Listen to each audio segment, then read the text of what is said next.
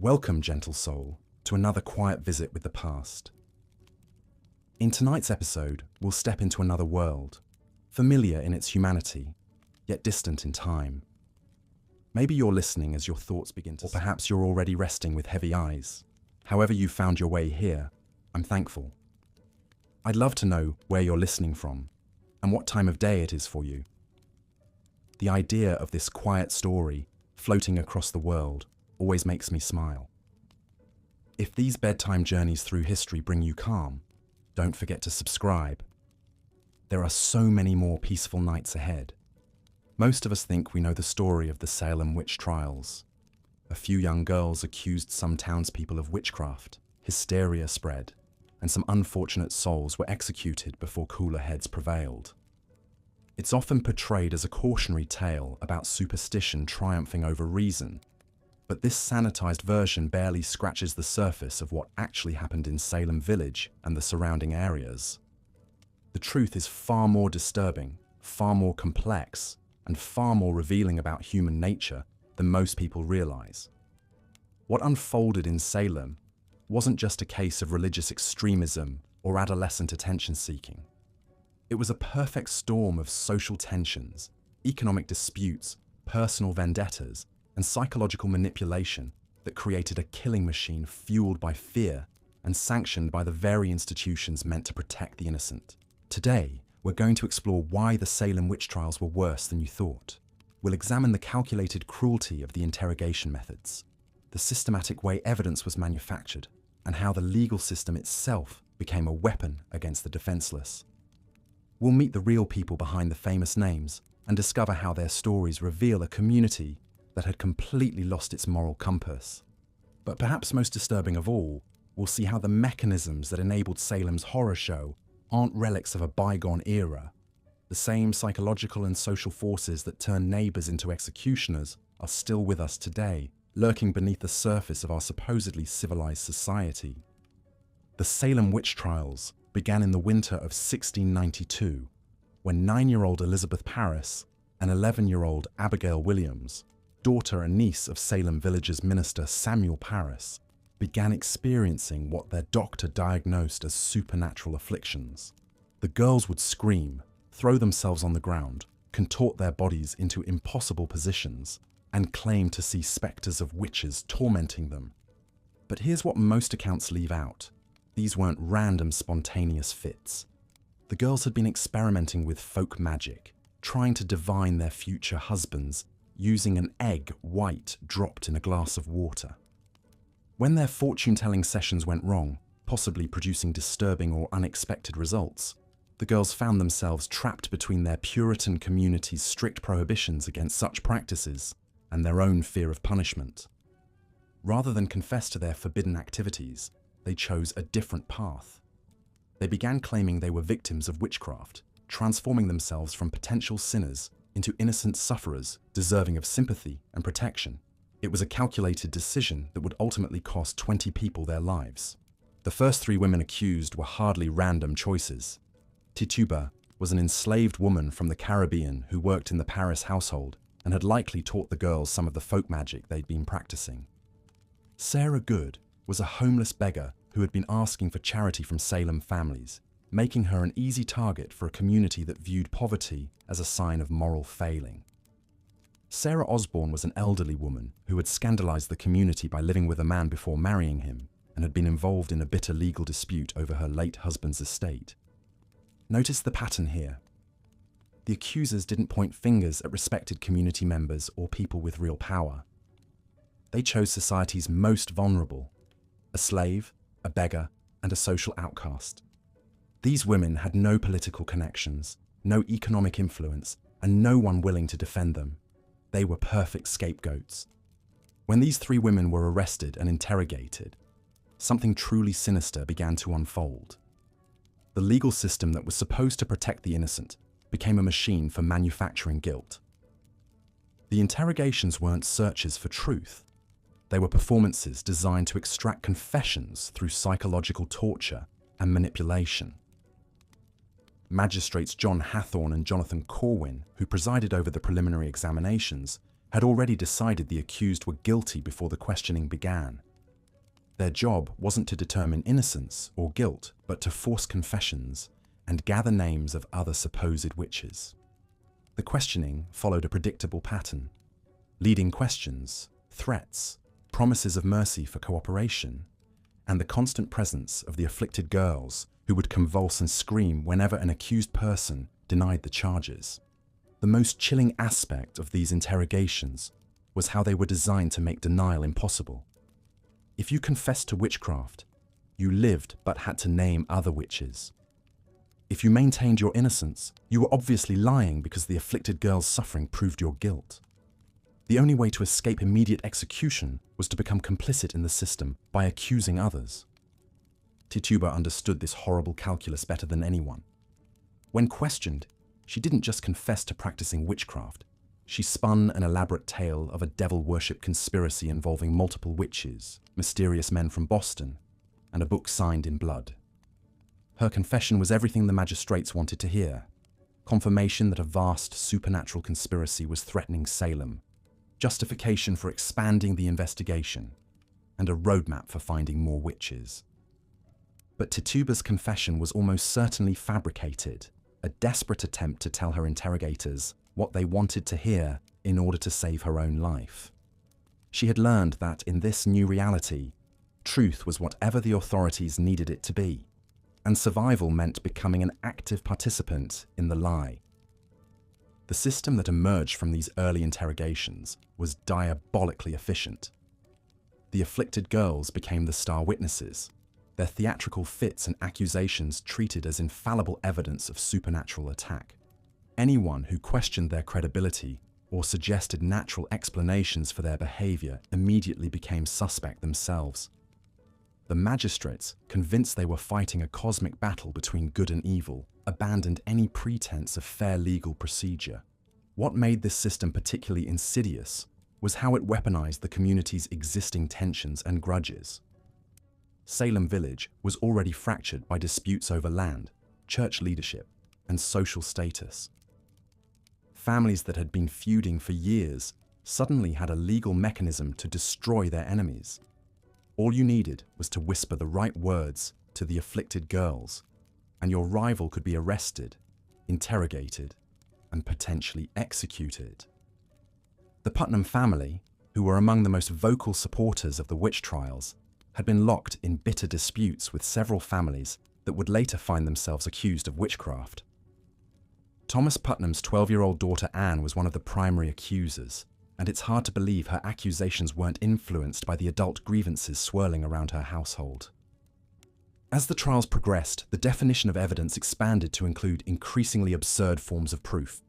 Spectral evidence, where accusers claimed to see the ghostly forms of witches attacking them, became the primary means of conviction. The accused were not allowed to see or cross-examine these spectral attackers, making defense impossible. Physical evidence was equally suspect. Unusual marks on the body became proof of devil's marks. The inability to recite the Lord's Prayer perfectly under extreme stress became evidence of supernatural interference. Even successful prayer was sometimes twisted into proof of guilt, with magistrates claiming the accused were using religious words to cast spells. The touch test, where afflicted persons would allegedly be cured by touching their supposed tormentor, was treated as scientific proof despite its obvious potential for manipulation. The afflicted girls had every incentive to continue their performances, as they had become the center of attention in a community where young women typically had no voice or power. Perhaps most disturbing was how the legal system abandoned its own principles to accommodate the witch hunt. The normal rules of evidence were suspended. Hearsay became admissible. The testimony of convicted witches was accepted against others, even though these same people were supposedly in league with the father of lies. Defense attorneys were not provided, and those who attempted to advocate for the accused often found themselves under suspicion. The court even accepted evidence that would have been laughable under normal circumstances. When Martha Corey was accused, the afflicted girls claimed they couldn't see what clothes her spectre was wearing because she had blinded them. When investigators went to Corey's house to check her clothing, they found her sitting quietly at home. Rather than taking this as evidence that she couldn't have been attacking the girls, the court decided it proved she was so powerful a witch that she could appear in two places at once. This is what made Salem truly terrifying. It wasn't just a case of superstitious people believing in magic. It was a systematic perversion of justice, where the mechanisms meant to protect the innocent were deliberately corrupted to serve the needs of the accusers and authorities. The witch trials became a perfect machine for converting suspicion into conviction, fear into death sentences, and neighbors into executioners. The speed with which this system consumed lives was breathtaking. Between February and September 1692, over 200 people were accused of witchcraft. 20 were executed, and several more died in the horrific conditions of the local jails while awaiting trial. But these numbers only hint at the true scope of the terror that gripped the community. The psychological torture inflicted on the accused began long before they reached the gallows. Many spent months in chains in overcrowded, unsanitary jails, where disease was rampant and basic necessities were luxuries. Families were forced to pay for their loved ones' imprisonment, adding financial ruin to their emotional devastation. Some accused persons died in jail from the appalling conditions, becoming victims of the witch hunt just as surely as those who were executed. The executions themselves were public spectacles designed to reinforce the community's belief in the righteousness of their cause. But even here, the accused often demonstrated more dignity and faith than their accusers. Many maintained their innocence to the end, forgiving their persecutors and praying for their souls. Their final words often revealed the profound injustice of their situation and the moral bankruptcy of the system that had condemned them. What makes the Salem witch trials worse than most people realize isn't just the number of lives lost or the brutality of the methods used. It's how the entire community became complicit in a system of legalized murder, how institutions that were supposed to protect the innocent became weapons against them, and how quickly civilized people could be transformed into a mob baying for blood. The Salem witch trials reveal something deeply unsettling about human nature and the fragility of justice. They show us how fear can be weaponized, how authority can be corrupted, and how quickly a community can lose its moral compass when caught in the grip of mass hysteria. Most disturbing of all, they remind us that the capacity for such evil doesn't belong to a distant, more primitive past, but lurks within the human heart, waiting for the right conditions to emerge. As we'll explore further, the mechanisms that enabled Salem's horror aren't as foreign to our modern world as we might like to believe.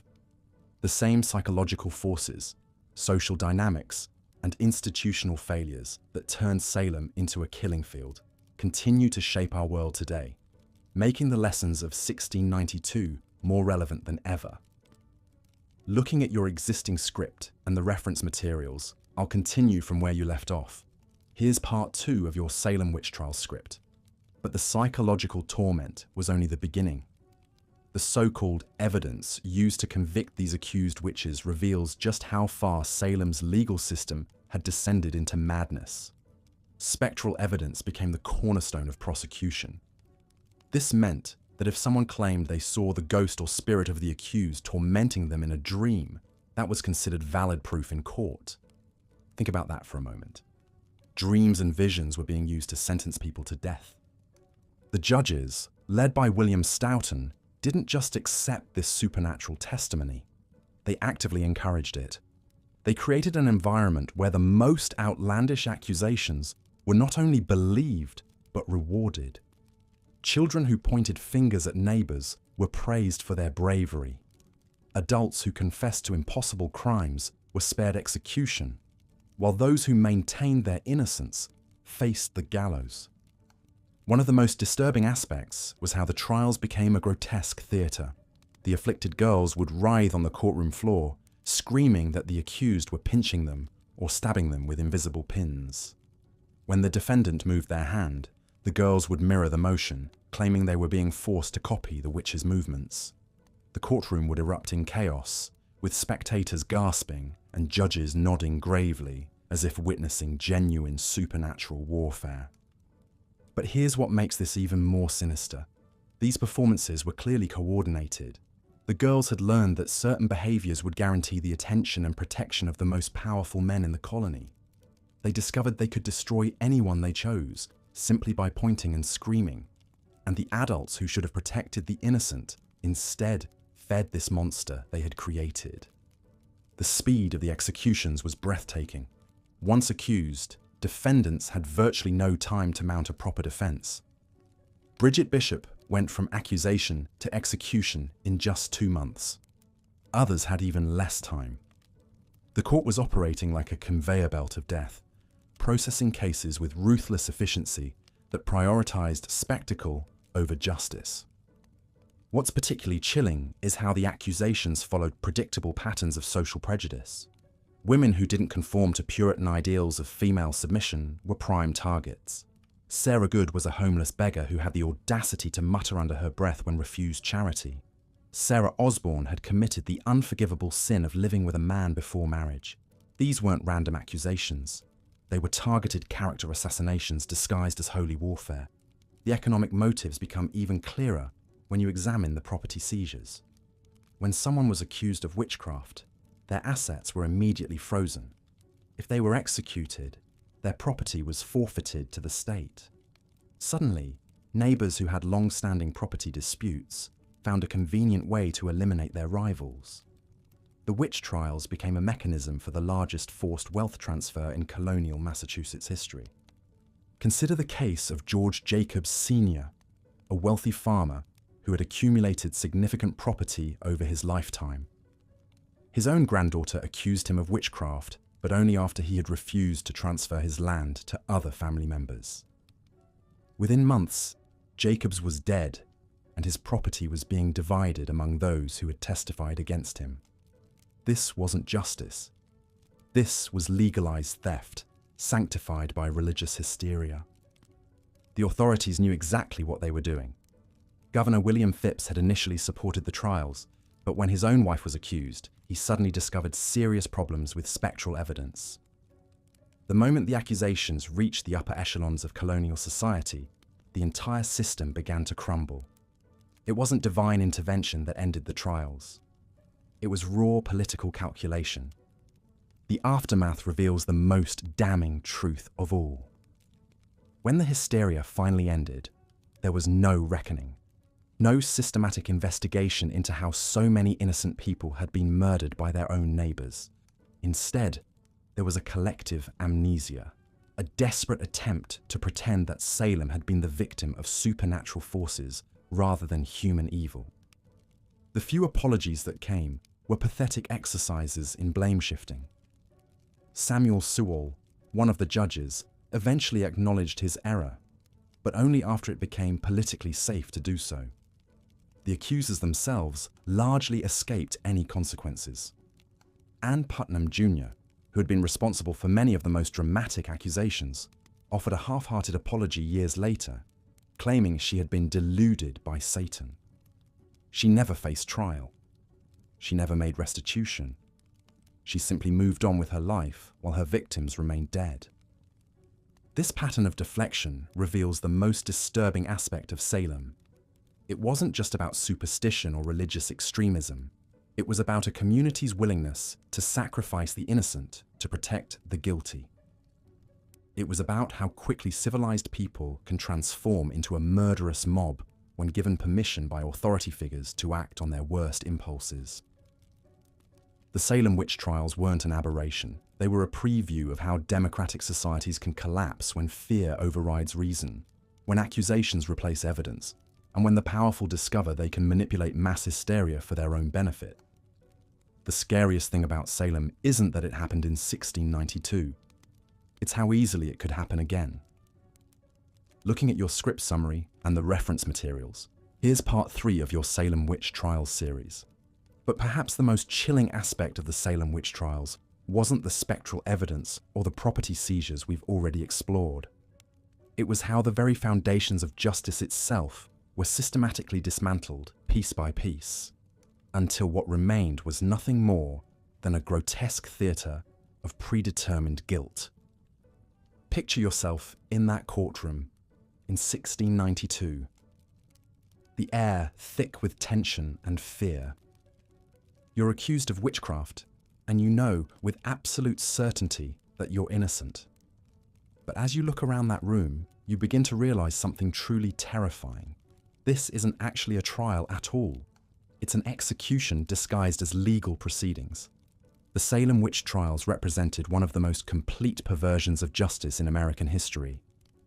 Every single safeguard that should have protected the innocent was either ignored, twisted, or weaponized against them.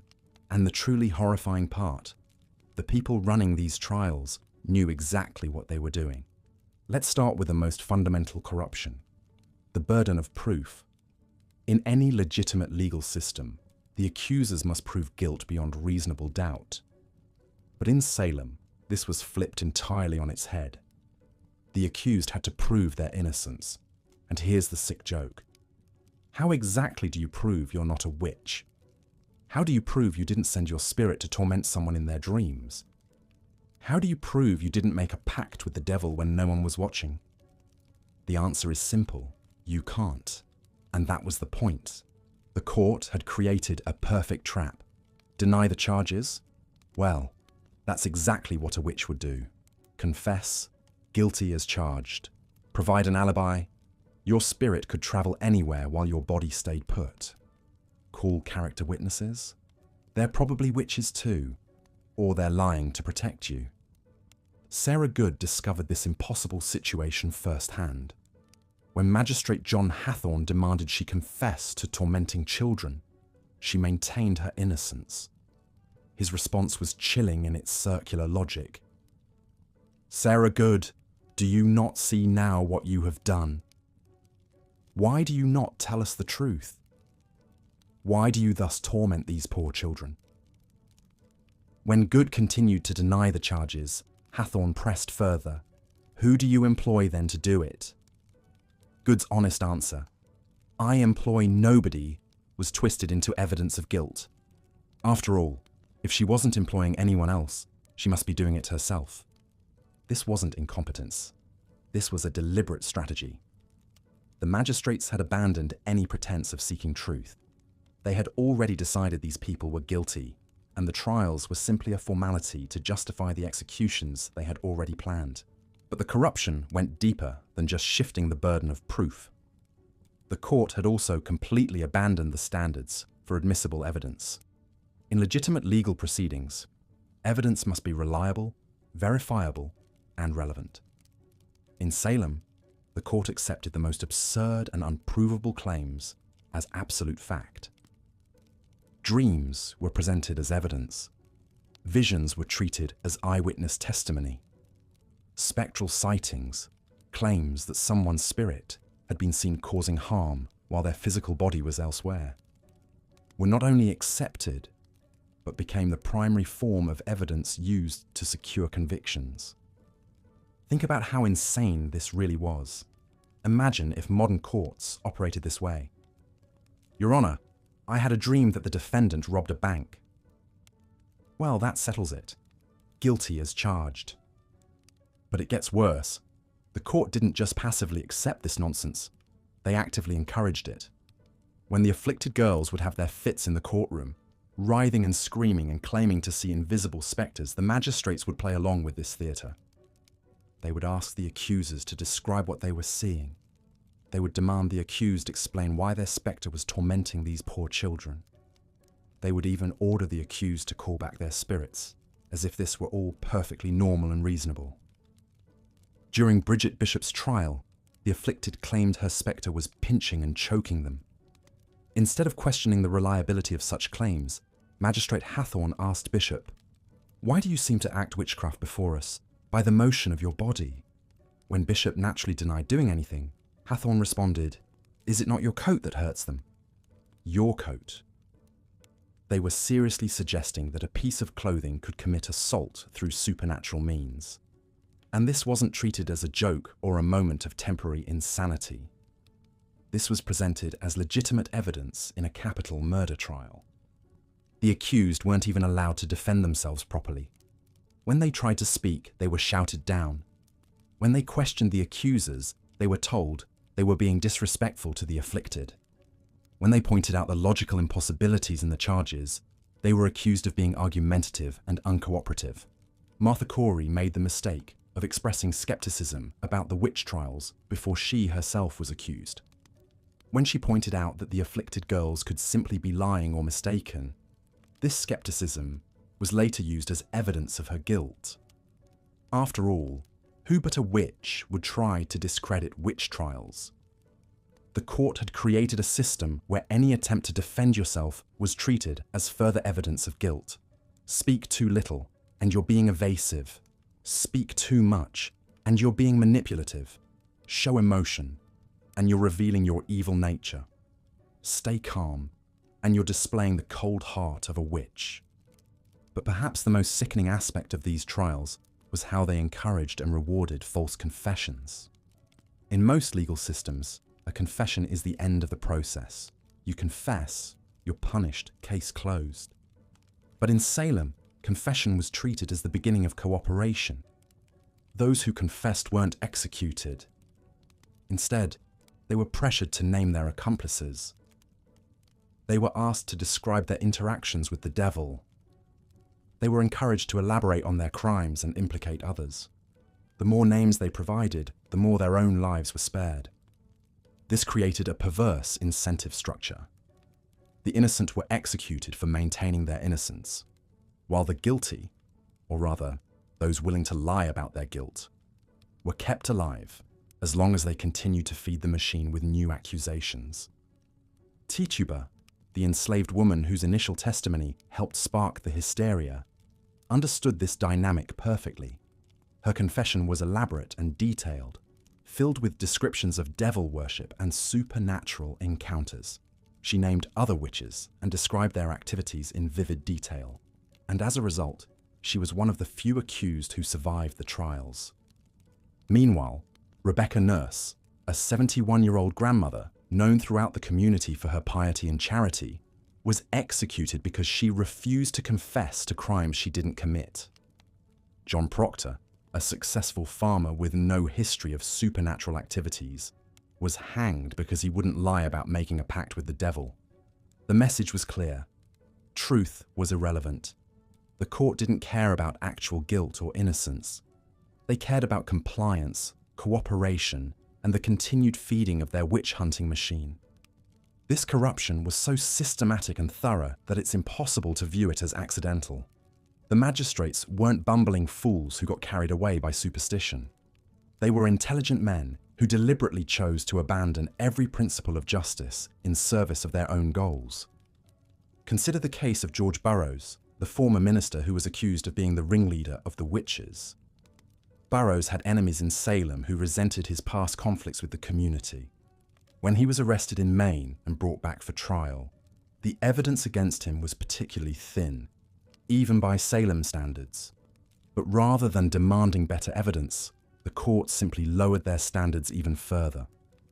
They accepted testimony that Burroughs possessed supernatural strength, based on claims that he could lift heavy objects. They treated his ability to recite Psalm 23 perfectly, while standing on the gallows as evidence that he was using witchcraft to appear innocent. The crowd at his execution was actually moved by his dignified behavior and perfect recitation of the prayer. Many began to doubt his guilt. But Cotton Mather, one of the prominent ministers supporting the trials, quickly addressed the crowd and reminded them that the devil could transform himself into an angel of light.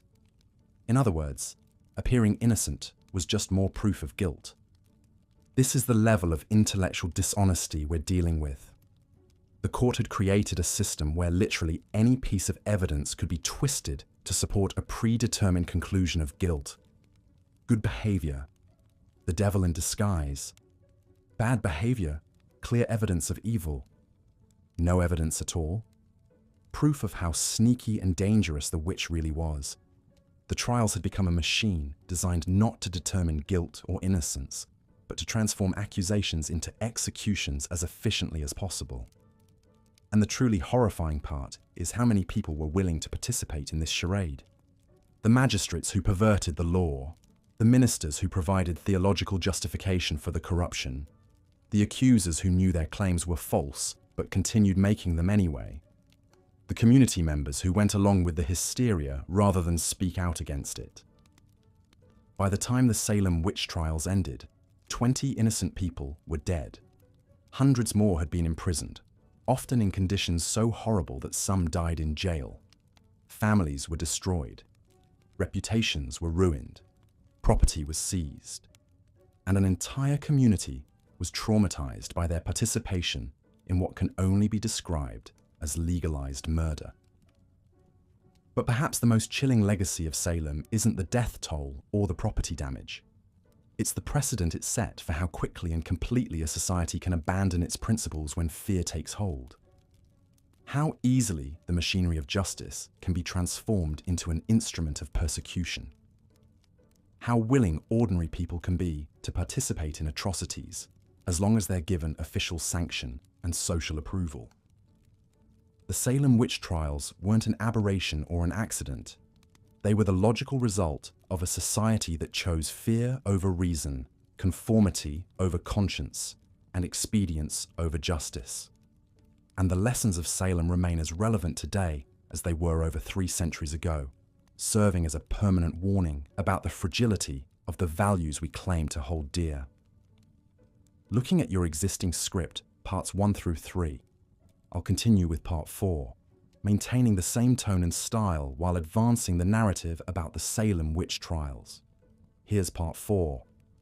But perhaps the most insidious aspect of the Salem witch trials wasn't just the corrupted legal system or the fabricated evidence. It was how the accusations themselves became a weapon of social warfare, wielded by those seeking to settle old scores and eliminate inconvenient neighbors. The finger-pointing wasn't random chaos. It was strategic, calculated, and devastatingly effective. Consider the case of Martha Corey, a woman whose only crime was expressing skepticism about the witch trials themselves. When the initial accusations began flying in 1692, Corey made the fatal mistake of suggesting that the afflicted girls might be lying or mistaken. She questioned whether spectral evidence could be trusted in a court of law. For this act of reasonable doubt, she was immediately branded a witch herself. The message was clear: dissent would not be tolerated. The accusers had stumbled upon the perfect system of social control. Anyone who questioned the proceedings could instantly become a target. It was a self-reinforcing cycle of terror that made opposition virtually impossible. Speak out against the trials, and you'd find yourself in chains within days. The community was effectively held hostage by its own fear. What made this system particularly cruel was how it exploited existing social tensions that had been simmering for years. Salem Village was already fractured by disputes over land, church leadership, and economic competition. Families had been feuding for decades over property lines and inheritance rights. The witch trials simply provided a convenient mechanism to weaponize these grievances. Take the case of Rebecca Nurse, a 71-year-old grandmother who was widely respected in the community for her piety and good works. But the Nurse family had been embroiled in a bitter land dispute with their neighbors, the Putnams. When young Ann Putnam Jr. began having fits and claimed to see Rebecca Nurse's spectre tormenting her, it wasn't supernatural intervention. It was the Putnam family using the witch trials to destroy their enemies through legal means. The pattern becomes even clearer when you map out the accusations geographically. The majority of the accused lived on the eastern side of Salem Village, while most of the accusers lived on the western side. This wasn't coincidence. The two areas had been locked in a political and economic struggle for control of the village for years. The witch trials became the ultimate expression of this conflict, with one faction literally trying to eliminate the other. But the social weaponization of witchcraft accusations went beyond mere property disputes. The trials also served as a brutal form of patriarchal control, particularly targeting women who didn't conform to expected social roles. Many of the accused were widows who had inherited property, women who ran businesses, or those who had somehow challenged male authority.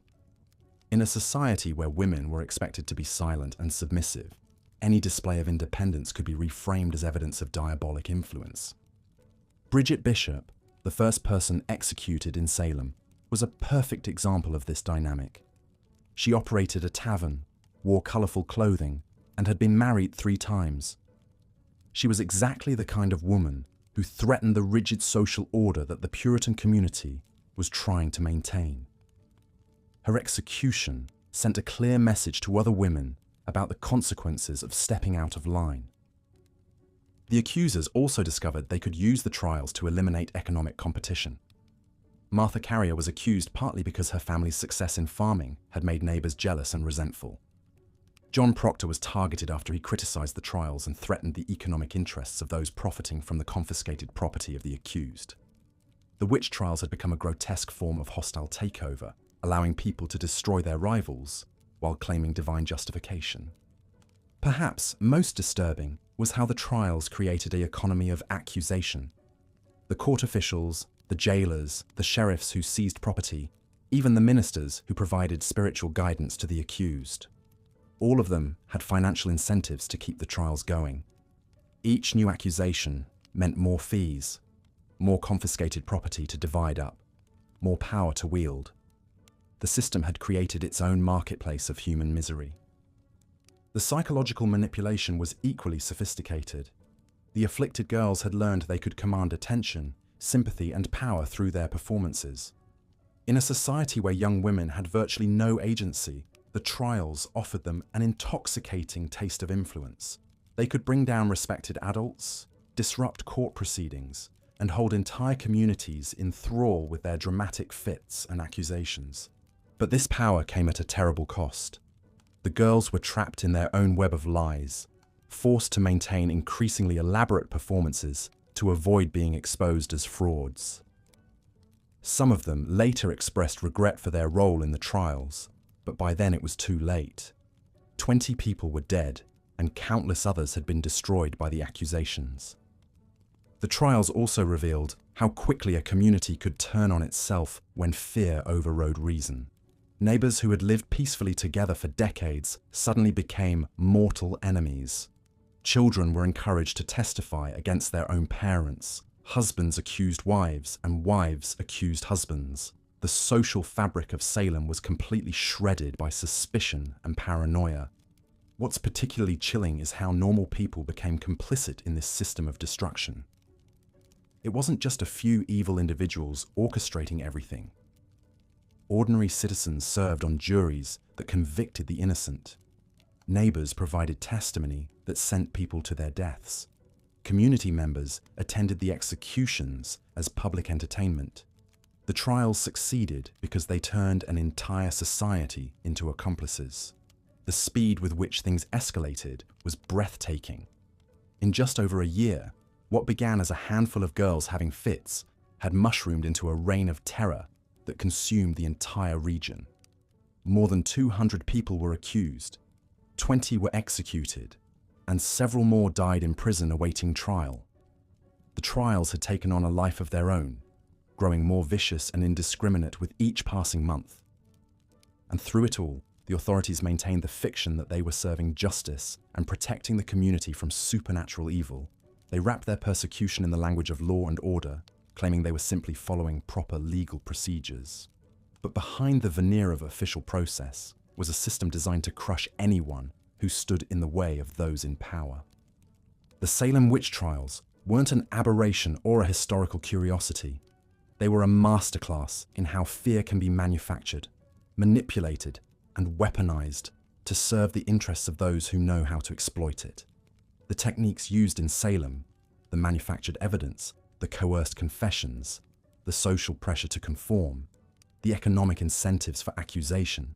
These are tactics that have been repeated throughout history whenever societies have decided that certain groups of people are expendable.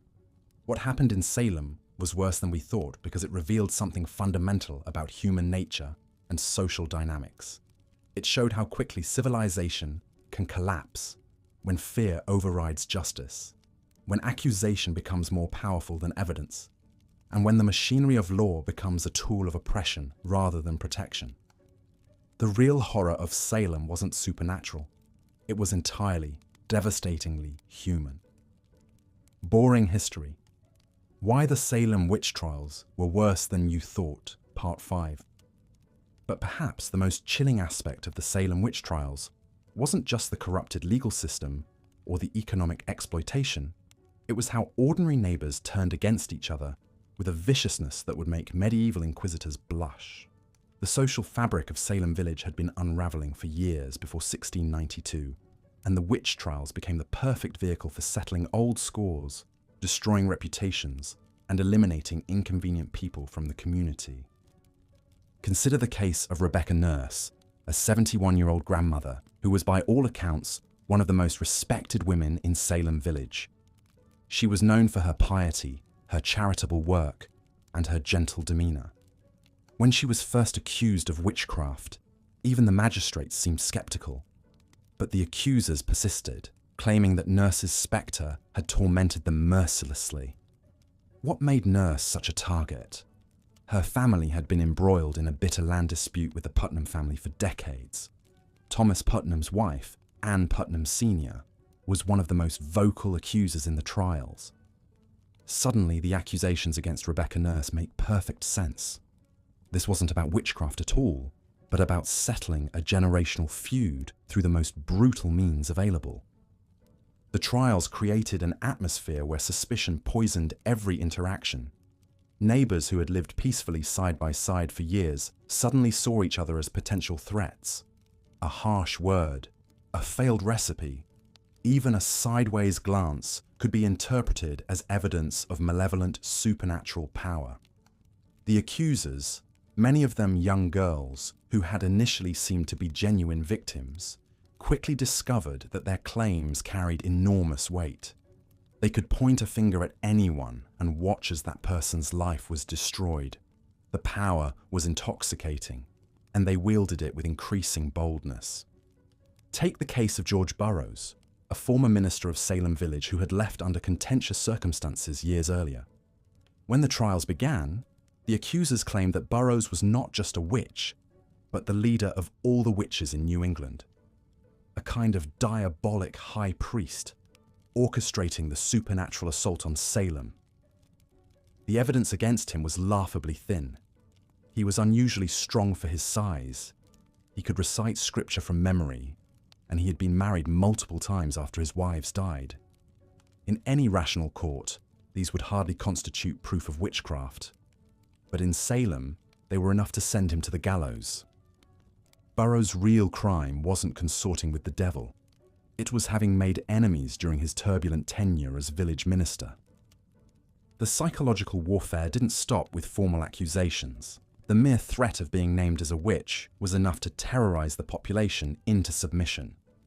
People began modifying their behavior, avoiding certain individuals, and carefully monitoring their own actions to avoid giving any appearance of supernatural involvement.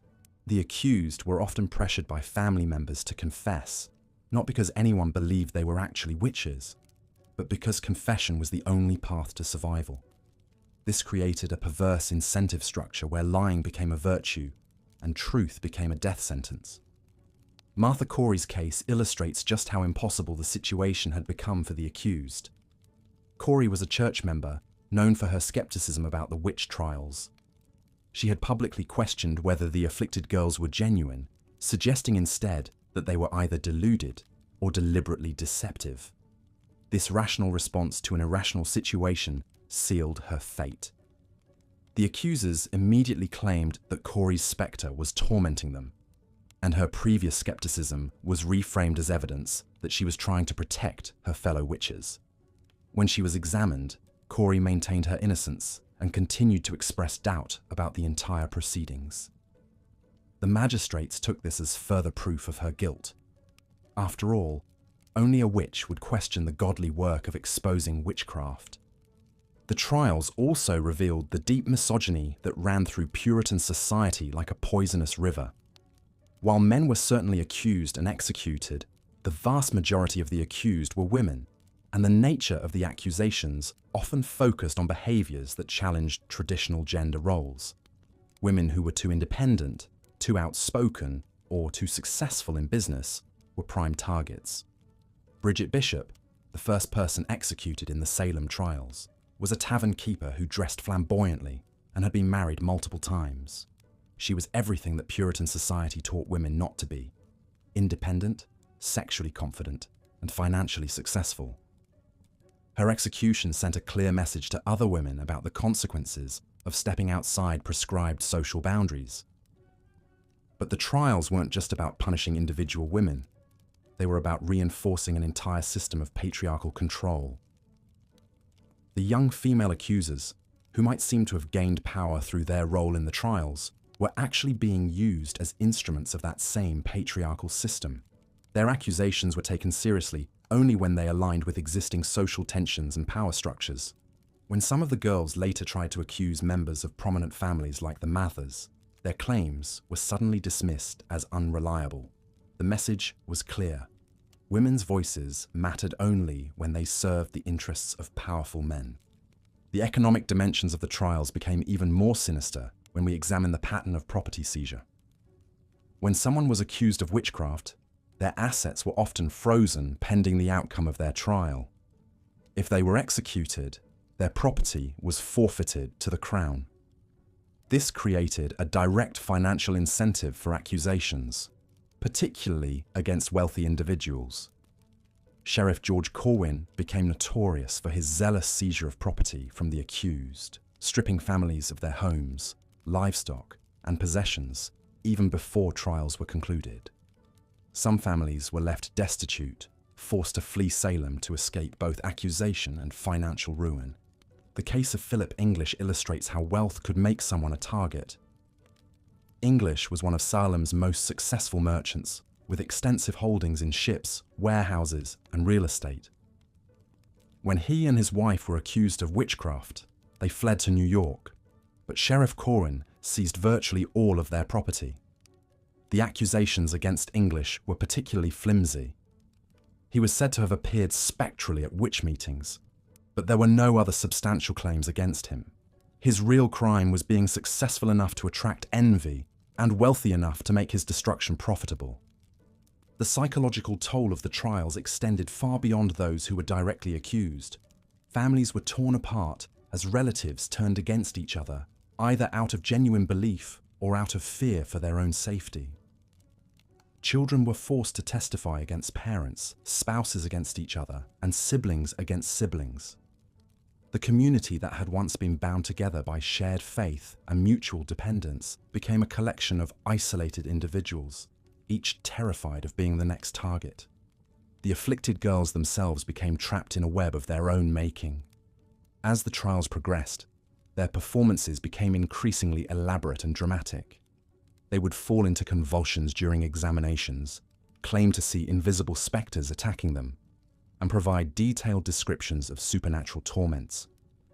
But maintaining these performances required constant escalation. Each new accusation had to be more dramatic than the last to maintain credibility. The girls found themselves in a kind of performative arms race, where backing down would mean admitting fraud and potentially facing severe punishment themselves. Some historians have suggested that the girls may have initially been genuine victims of some form of mass hysteria, or even poisoning from ergot-contaminated grain.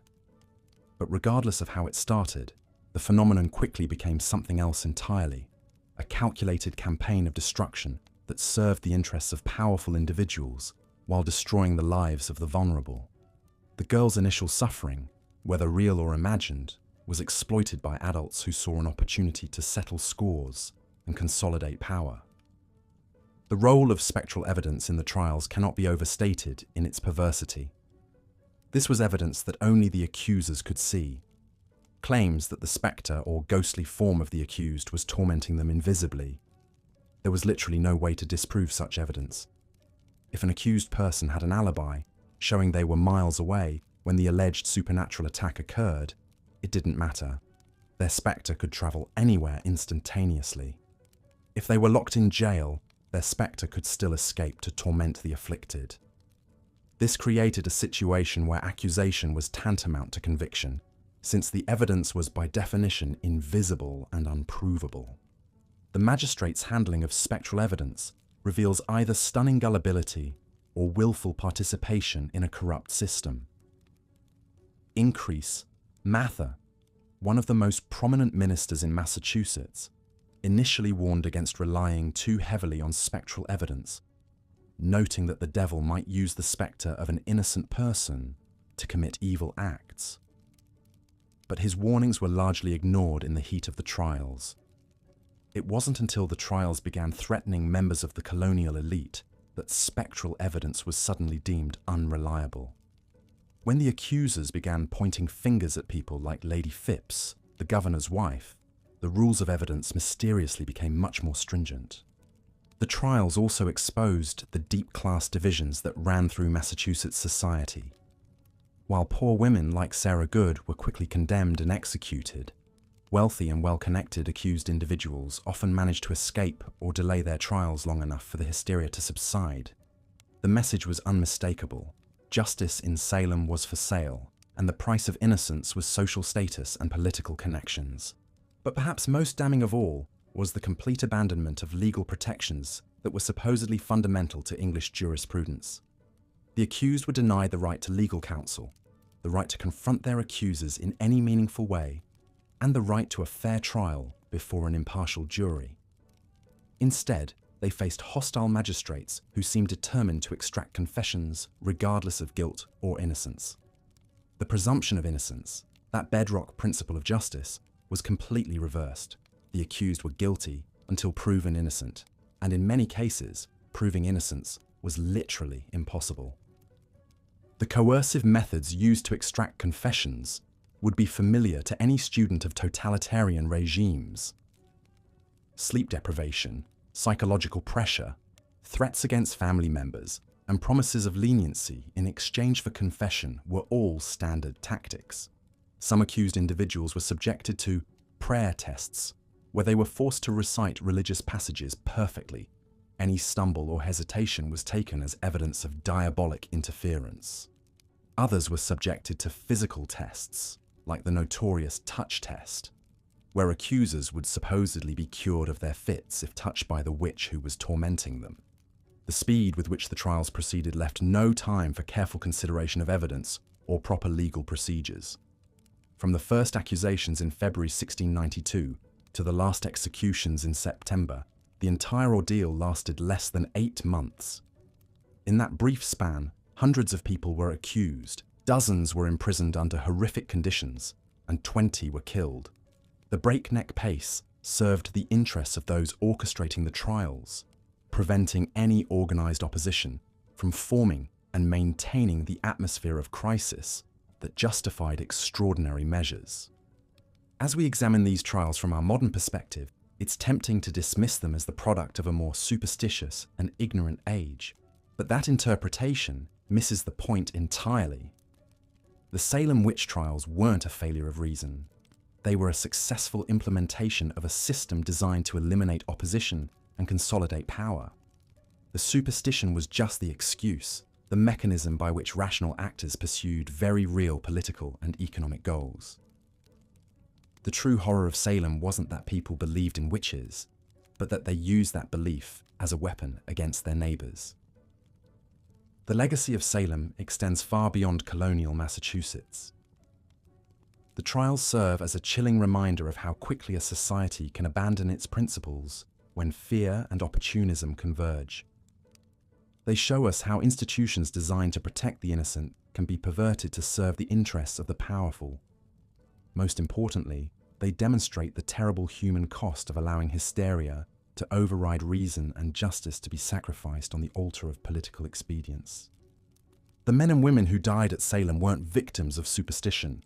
They were victims of a calculated campaign of terror that used religious belief as a cover for the most base human motivations: greed, revenge, and the lust for power. Their deaths weren't tragic accidents, but murders carried out under the color of law by people who knew exactly what they were doing. That's what makes the Salem witch trials not just a historical curiosity, but a warning that echoes across the centuries, reminding us that the capacity for evil doesn't require belief in the supernatural. It only requires the willingness to exploit the fears and prejudices of others for personal gain. And perhaps most chilling of all, the mechanisms that made Salem possible: fear of the other, the abandonment of legal protections, the weaponization of accusations, and the corruption of institutions. These aren't relics of the distant past.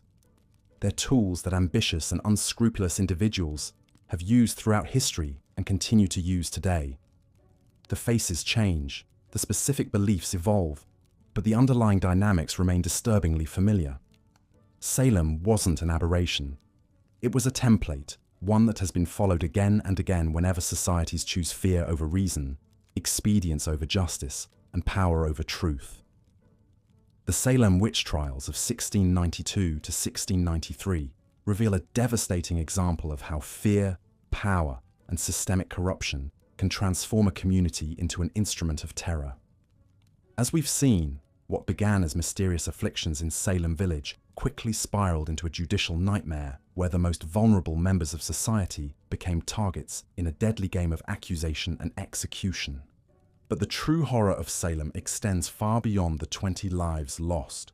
It lies in how completely the trials dismantled the very foundations of justice and community trust.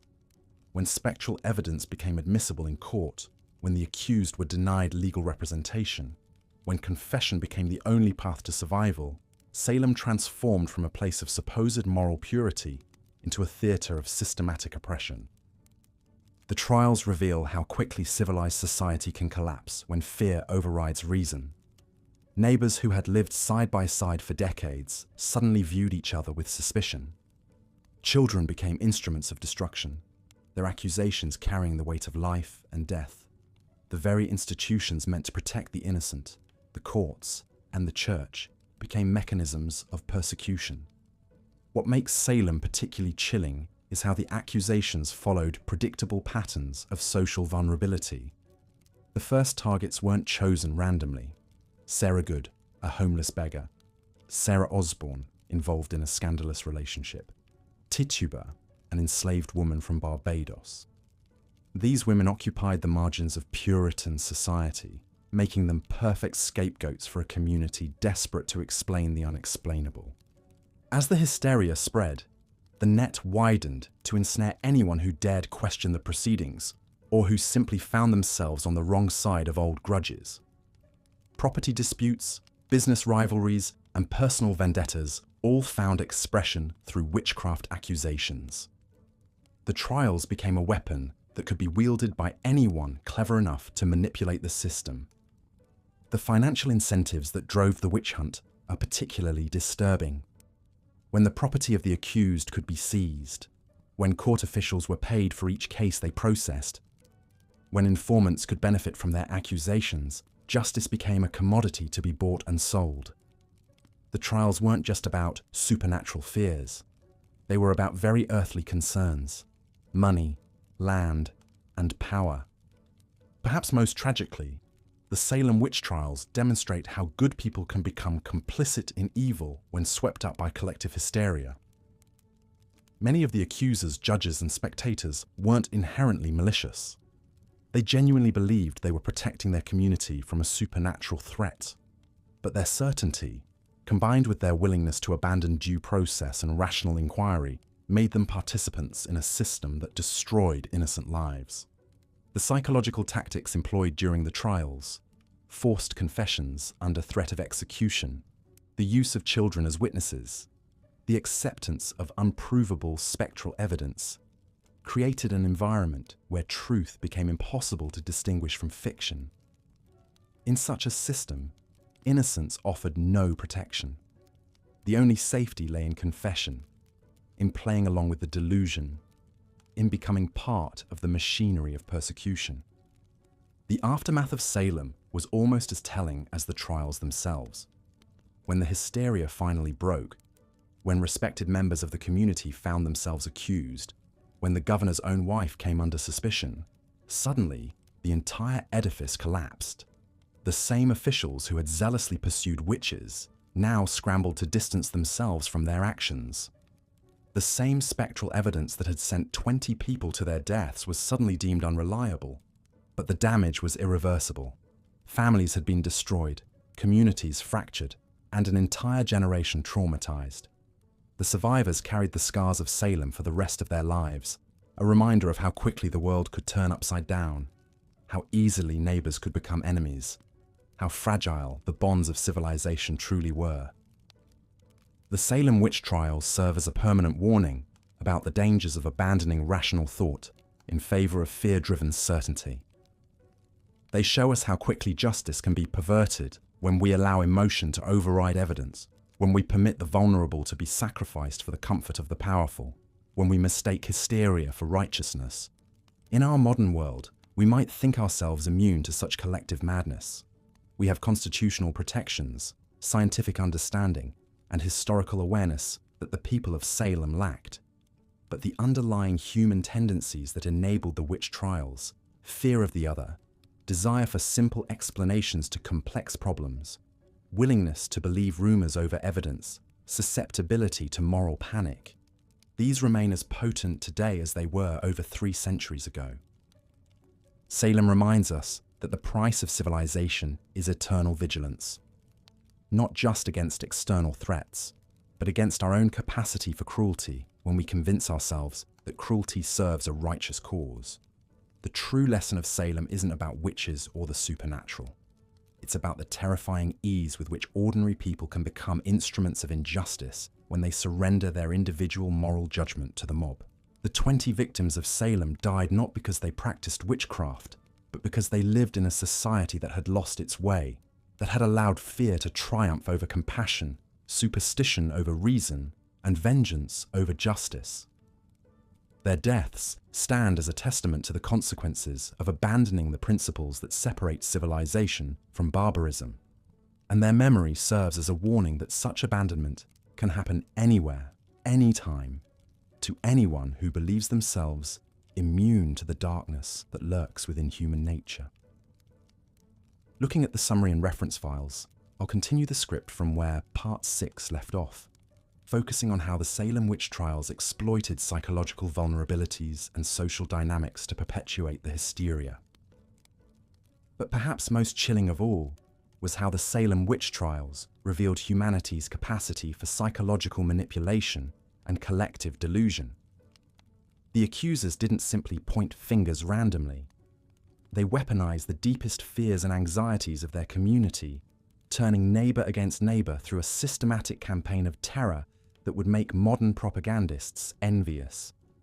The afflicted girls, led by Abigail Williams and Mercy Lewis, had stumbled upon something more powerful than any spell or potion. They had discovered that in a society built on rigid hierarchies and suppressed tensions, the right accusation at the right moment could topple entire families and reshape the social order.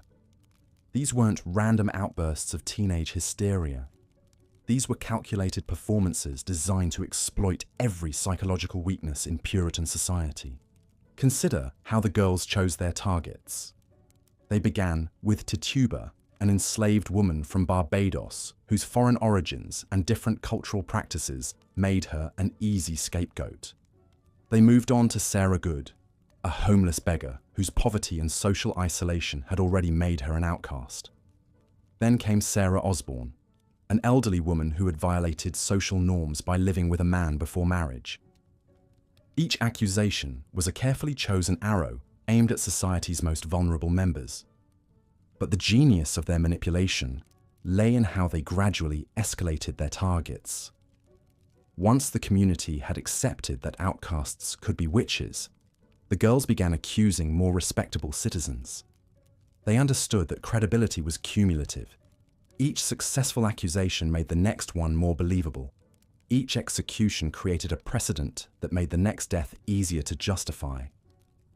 The girls had also mastered the art of spectral evidence, that twisted legal concept that allowed dreams and visions to be treated as courtroom testimony. They would writhe and scream in court, claiming to see the invisible specters of the accused tormenting them. When challenged, they had the perfect defense. How could anyone disprove what they claimed to see in the spirit world? How could the accused defend themselves against crimes that existed only in the supernatural realm? This wasn't just legal innovation. It was psychological warfare. The girls had created a system where accusation was tantamount to conviction, where defense was impossible, and where the very act of protesting one's innocence could be twisted into evidence of guilt. They had discovered that in a society consumed by fear of the invisible and unknowable, the power to interpret the supernatural was the ultimate authority. The community's response reveals just how vulnerable human psychology can be to mass manipulation. Rational, educated men like Samuel Parris and Cotton Mather, who should have been skeptical of teenage girls claiming supernatural powers, instead became their most ardent supporters. They transformed what should have been obvious adolescent attention-seeking into a holy crusade against Satan himself. The trials also exploited a fundamental flaw in human reasoning, the confirmation bias that made every strange event, every unexplained illness, every bit of bad luck into evidence of witchcraft. When Martha Corey's accusation was followed by her husband's sudden illness, it wasn't seen as coincidence or stress-related sickness. It was proof of her supernatural malevolence. When storms struck during witch trials, they weren't natural weather patterns, but demonic interference designed to protect the guilty. This selective interpretation of evidence created a closed system of belief that was immune to contradiction. Good harvests meant God was blessing their efforts to root out evil. Bad harvests meant the witches were still among them, requiring more vigorous prosecution. Confessions proved the reality of witchcraft. Denials proved the stubbornness of Satan's servants. The system had been designed to validate itself no matter what happened. Perhaps most disturbing was how the trials exploited the psychological need for meaning and order in a chaotic world. The Puritans lived in constant fear of Indian attacks, disease outbreaks, and economic collapse.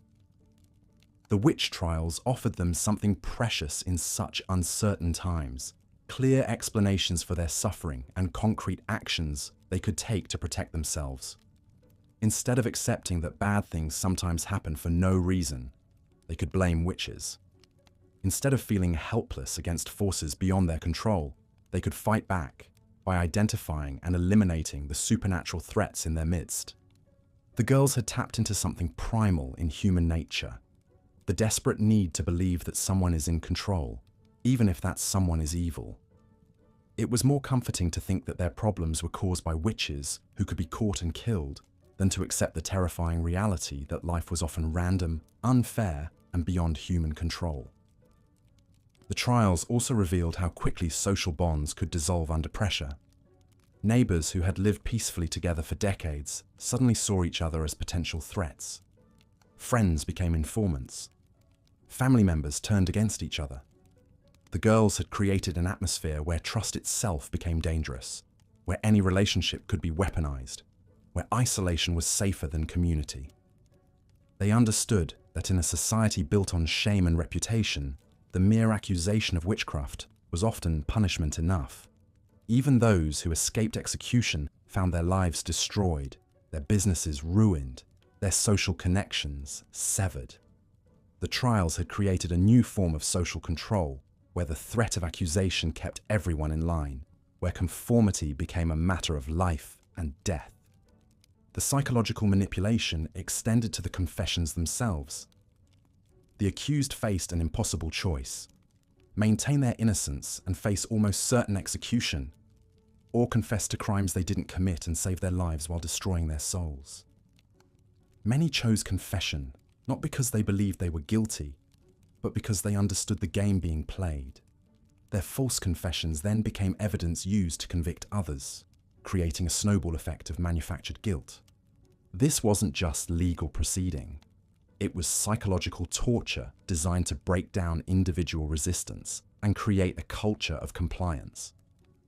The girls and their adult supporters had created a system where survival required complicity, where the only way to escape becoming a victim was to help create new victims. The most chilling aspect of this psychological manipulation was how it transformed ordinary people into accomplices. Neighbors who might normally have been skeptical of outrageous accusations found themselves nodding along in court. Parents who should have protected their children instead delivered them to the executioner. Community leaders who should have demanded evidence instead accepted wild speculation as fact. The girls had achieved something that military conquests and political revolutions often fail to accomplish. They had changed how an entire community thought about reality itself. They had made the impossible seem inevitable, the irrational seem logical, the cruel seem necessary. They had weaponized the human capacity for self-deception and turned it against their own neighbors. As the months passed and the body count mounted, some began to question what they had unleashed. But by then, too many people had too much invested in the system to allow it to collapse. Judges who had sentenced innocent people to death couldn't admit their error without destroying their own reputations. Ministers who had preached about the reality of the witch conspiracy couldn't reverse course without undermining their spiritual authority. Accusers who had sent neighbors to their deaths couldn't confess to lies without facing retaliation from the families they had destroyed. The Salem witch trials had created their own momentum, a machine of destruction that fed on fear, suspicion, and the very human tendency to double down on mistakes rather than admit error. The girls had lit a fire that no one knew how to extinguish, a psychological conflagration that would consume the innocent and guilty alike until it finally burned itself out through sheer exhaustion. This manipulation of mass psychology reveals perhaps the darkest truth about Salem. It wasn't supernatural forces that created the tragedy, but purely human ones. The real evil wasn't in the accused witches' supposed pacts with Satan, but in the accuser's very real ability to exploit human weakness, fear, and cruelty for their own ends. The true horror of Salem lies not in what people believed, but in what they were willing to do to each other once those beliefs took hold. Based on the reference materials provided, here's part 8 of the Salem witch trials script, in the engaging narrative style shown in the examples. As the trials progressed into their bloodiest phase, a chilling pattern emerged that revealed the true horror of Salem's descent into madness. The accused faced a system so thoroughly corrupted that survival became nearly impossible, no matter how innocent they might be. The very foundations of justice had been twisted into a machine designed not to discover truth, but to extract confessions and deliver death sentences. Consider the nightmarish position of someone dragged before these courts. You're accused of consorting with the devil, practicing witchcraft, or tormenting your neighbors through supernatural means. The evidence against you? Perhaps a teenage girl claims she saw your spectre pinching her in a dream. Maybe a neighbor insists their cow stopped giving milk after you walked past their property. Or someone testifies that you looked at them strangely before they developed a headache.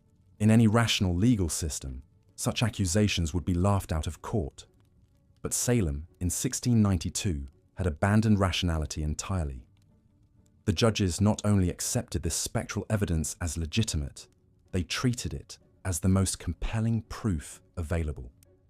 When Bridget Bishop stood trial as the first person executed in the witch trials, the primary evidence against her consisted of testimony that her spectre had appeared to various accusers in their dreams and visions. There was no physical evidence, no witnesses to actual witchcraft, no tangible proof of any crime whatsoever. Yet this became the standard that would condemn 20 people to death.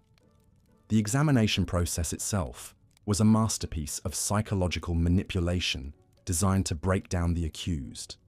Picture yourself in that sweltering meeting house, standing before a panel of stern-faced magistrates, while a crowd of hostile neighbors packs the room behind you. The accusers, mostly young women, begin writhing and screaming the moment you're brought in, claiming that your very presence is tormenting them. Judge William Stoughton, the Chief Justice who would become the most ruthless figure in the trials, developed particularly insidious techniques for extracting confessions. He would demand that you explain why these girls were suffering if you weren't afflicting them. When you inevitably couldn't provide a satisfactory answer to this impossible question, he would treat your confusion as evidence of guilt. The touch test became one of the most perverse elements of these examinations. The theory held that if a witch touched their victim, the supernatural torment would cease, so the accused would be forced to place their hands on the writhing accusers. When the girls stopped their theatrical fits at the moment of contact, this was presented as definitive proof of witchcraft. Of course, the accusers controlled this supposed test entirely, choosing when to continue or stop their performances based on the desired outcome. But perhaps most insidiously, the judges created a system where confession became both salvation and damnation. Those who confessed to witchcraft were typically spared execution, at least temporarily. They could save their lives by admitting to crimes they never committed. However, these confessions came with a terrible price. The confessor was then expected to name accomplices, to identify other witches in the community. This created an ever-expanding web of accusations, as each coerced confession generated new suspects. Imagine the impossible choice faced by someone like Tituba, the enslaved woman whose initial confession helped launch the entire crisis. Faced with likely torture and certain execution if she maintained her innocence, she chose to weave an elaborate tale of devil worship, flying through the air and attending witch meetings. Her confession not only saved her life, but gave the authorities exactly what they wanted to hear, validating their belief that a vast supernatural conspiracy was indeed at work in Salem. The psychological pressure applied to extract these confessions was extraordinary. The accused were often held in deplorable conditions in overcrowded jails, sometimes for months, while awaiting trial. They were subjected to repeated interrogations, denied adequate food and comfort, and constantly reminded that confession offered their only hope of survival. Family members pleaded with their loved ones to confess, prioritizing life over truth. Some of the most heartbreaking cases involved individuals who initially maintained their innocence, but eventually broke under this relentless pressure. Mary Warren, one of the original accusers, who later tried to recant her testimony, found herself accused when she attempted to tell the truth. Under intense interrogation, she eventually returned to her role as an accuser, demonstrating how the system corrupted even those who tried to resist it. The trials also revealed how quickly neighbor could turn against neighbor when fear and suspicion took hold. People who had lived side by side for decades suddenly viewed each other with deep mistrust. Old grudges were reframed as evidence of supernatural malice. Property disputes became proof of diabolic revenge. Social tensions that had simmered beneath the surface for years erupted into life-and-death accusations. The case of Rebecca Nurse perfectly illustrates how even the most respected members of the community could fall victim to this madness. Nurse was a 71-year-old grandmother known throughout Salem Village for her piety and kindness. She had spent decades caring for the sick, helping with difficult childbirths, and serving as a moral anchor for her community. When she was accused of witchcraft, many of her neighbors were so shocked that they signed a petition defending her character. Yet even this sterling reputation couldn't protect her once the machinery of accusation began turning. The accusers claimed her specter had tormented them. Former patients and people she had helped were pressured to reinterpret her past kindnesses as supernatural manipulation. Her very virtues were twisted into evidence against her. Her piety became proof that she was skilled at hiding her true nature. Her knowledge of herbal remedies became evidence of supernatural healing powers. During her examination, Nurse's age and poor hearing worked against her. When she failed to respond quickly to questions or seemed confused by the proceedings, this was interpreted as further evidence of guilt. The accusers performed their usual theatrical displays, falling into fits and claiming her spectre was attacking them even as she stood calmly before the court. Most chillingly, Nurse initially received a not guilty verdict from the jury, but Judge Stoughton was so displeased with this outcome that he sent the jury back to reconsider. Under pressure from the court, they changed their verdict to guilty. When Nurse was given one final chance to confess and save her life, she refused to admit to crimes she hadn't committed. She was executed on July 19, 1692, maintaining her innocence to the end. The treatment of Rebecca Nurse demonstrates how the Salem witch trials had created a system where innocence itself became a form of guilt. Those who confessed were spared, while those who maintained their innocence were condemned. Truth became irrelevant. Only the court's desire for validation mattered. This perversion of justice extended to the very youngest victims of the hysteria. Children as young as 4 years old were accused and imprisoned. Dorothy Good, the daughter of accused witch Sarah Good, was only 4 when she was arrested and jailed for months. The psychological trauma inflicted on these children was immense, yet the authorities showed no mercy based on age. The trials had created a monster that fed on fear and grew stronger with each execution. Every hanging validated the judge's belief that they were engaged in a righteous battle against supernatural evil. Every confession confirmed their suspicions about the extent of the diabolic conspiracy. The system had become self-perpetuating, generating its own evidence and justifying its own existence through the very destruction it caused.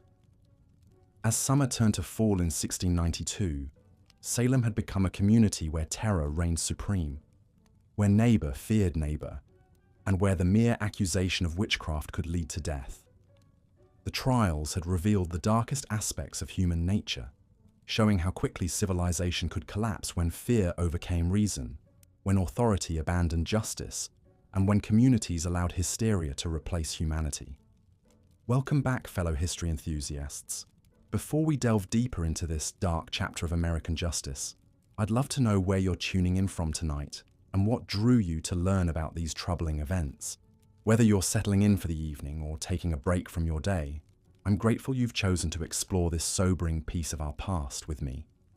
If you find value in these detailed examinations of historical injustice, please consider subscribing to join our community of curious minds.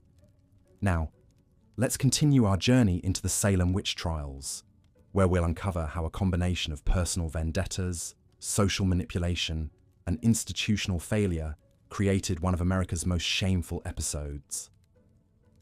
In our previous segments, we've seen how spectral evidence corrupted the legal system, how fear and hysteria consumed entire communities, and how coerced confessions became tools of oppression. But there's another crucial dimension to this tragedy that makes it even more disturbing than most people realize: the calculated use of witchcraft accusations as weapons in long-standing personal and political conflicts. The Salem witch trials weren't just a product of mass hysteria or religious extremism. They were, in many ways, the culmination of decades of simmering resentments, property disputes, and social tensions that had been festering beneath the surface of colonial Massachusetts life. What makes this particularly chilling is how certain individuals recognized the trials as an opportunity to settle old scores and eliminate rivals under the guise of rooting out evil. Consider the case of Rebecca Nurse, a 71-year-old woman whose family had been embroiled in a bitter land dispute with their neighbors, the Putnams, for over a generation. The conflict stretched back to the 1640s, when Rebecca's husband, Francis Nurse, had purchased a large tract of land that the Putnams believed rightfully belonged to them. For decades, this dispute had poisoned relations between the families, spawning lawsuits, arguments over property lines, and accusations of theft and fraud. When the witch trials began, it was Anne Putnam Sr. who first accused Rebecca Nurse of witchcraft, claiming that Nurse's spectre had tormented her and her daughter. But this wasn't a case of supernatural persecution. It was the weaponization of fear and superstition to destroy an enemy. The timing was no coincidence. Just months before the accusations began, the Nurse family had won yet another legal victory in their ongoing property dispute, further infuriating the Putnams. What followed was a systematic campaign to destroy not just Rebecca Nurse, but her entire family line. The accusations spread to include other members of the Nurse clan, creating a web of alleged witchcraft that threatened to eliminate the Putnams' rivals entirely. The tragic irony is that Rebecca Nurse was known throughout the community as a woman of exceptional piety and charity. Even some of Salem's most respected citizens testified to her good character, recognizing the accusations for what they truly were. But character witnesses meant nothing in a system that had abandoned rational evidence in favor of spectral testimony. When 39 of Salem's most prominent residents signed a petition defending Rebecca Nurse, it only served to expand the circle of suspicion. Several of the petition signers themselves soon found their loyalty questioned, and some faced accusations of their own. This pattern of using witchcraft accusations to settle personal grievances wasn't limited to the Nurse Putnam feud. Throughout Salem and the surrounding communities, the trials became a vehicle for resolving disputes that had nothing to do with supernatural evil. Property boundaries, business rivalries, marital conflicts, and social resentments all found expression through accusations of witchcraft. The case of Martha Corey illustrates another dimension of this calculated cruelty. Corey had made the fatal mistake of expressing skepticism about the initial accusations against Tituba and the other accused women. In a community gripped by fear, such skepticism was itself seen as evidence of guilt. How could an innocent person doubt the reality of witchcraft unless they were in league with the devil themselves? Martha Corey's husband, Giles, initially supported the accusations against his wife, perhaps hoping to distance himself from suspicion. But as the trials progressed and he witnessed their fundamental injustice, he began to speak out against the proceedings.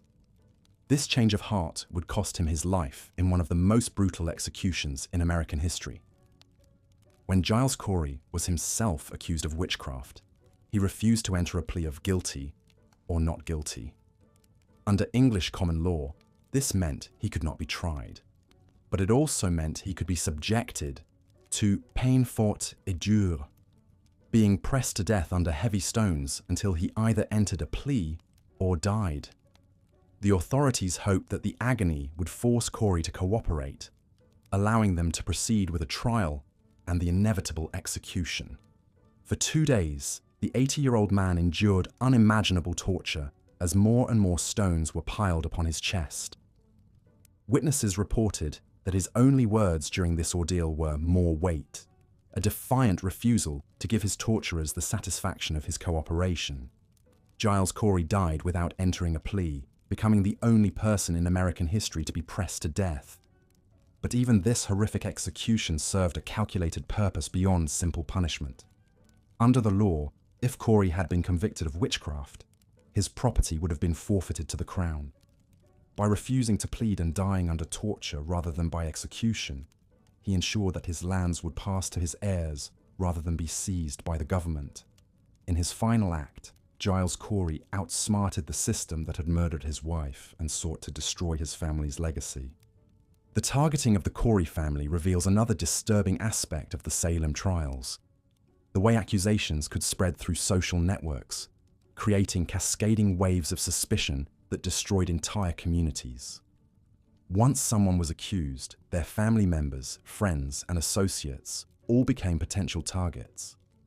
The trials created a vicious cycle where each new accusation generated more suspects, and each execution created more grieving relatives who might themselves become threats to the accusers. This expansion of suspicion was particularly devastating for Salem's social fabric because it turned the normal bonds of community into sources of danger.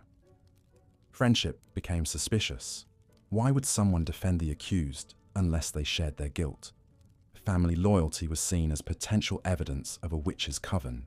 Even acts of charity and kindness could be reinterpreted as evidence of supernatural manipulation. The case of Sarah Good exemplifies how social prejudice and personal animosity merged with witchcraft accusations to destroy the most vulnerable members of society. Good was a homeless beggar who wandered through Salem asking for food and shelter. Her poverty and desperate circumstances had made her unwelcome in many homes, and she had developed a reputation for muttering curses when refused charity.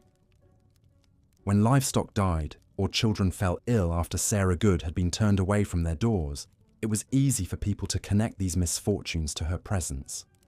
But this wasn't supernatural causation. It was the scapegoating of a woman whose poverty and desperation made her an easy target for community frustrations.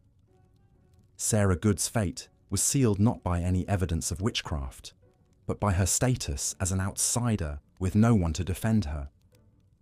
The execution of Sarah Good on July 19, 1692, was accompanied by a moment that crystallized the trial's fundamental injustice.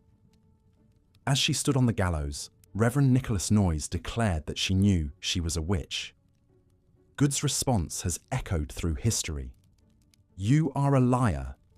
I am no more a witch than you are a wizard, and if you take away my life, God will give you blood to drink."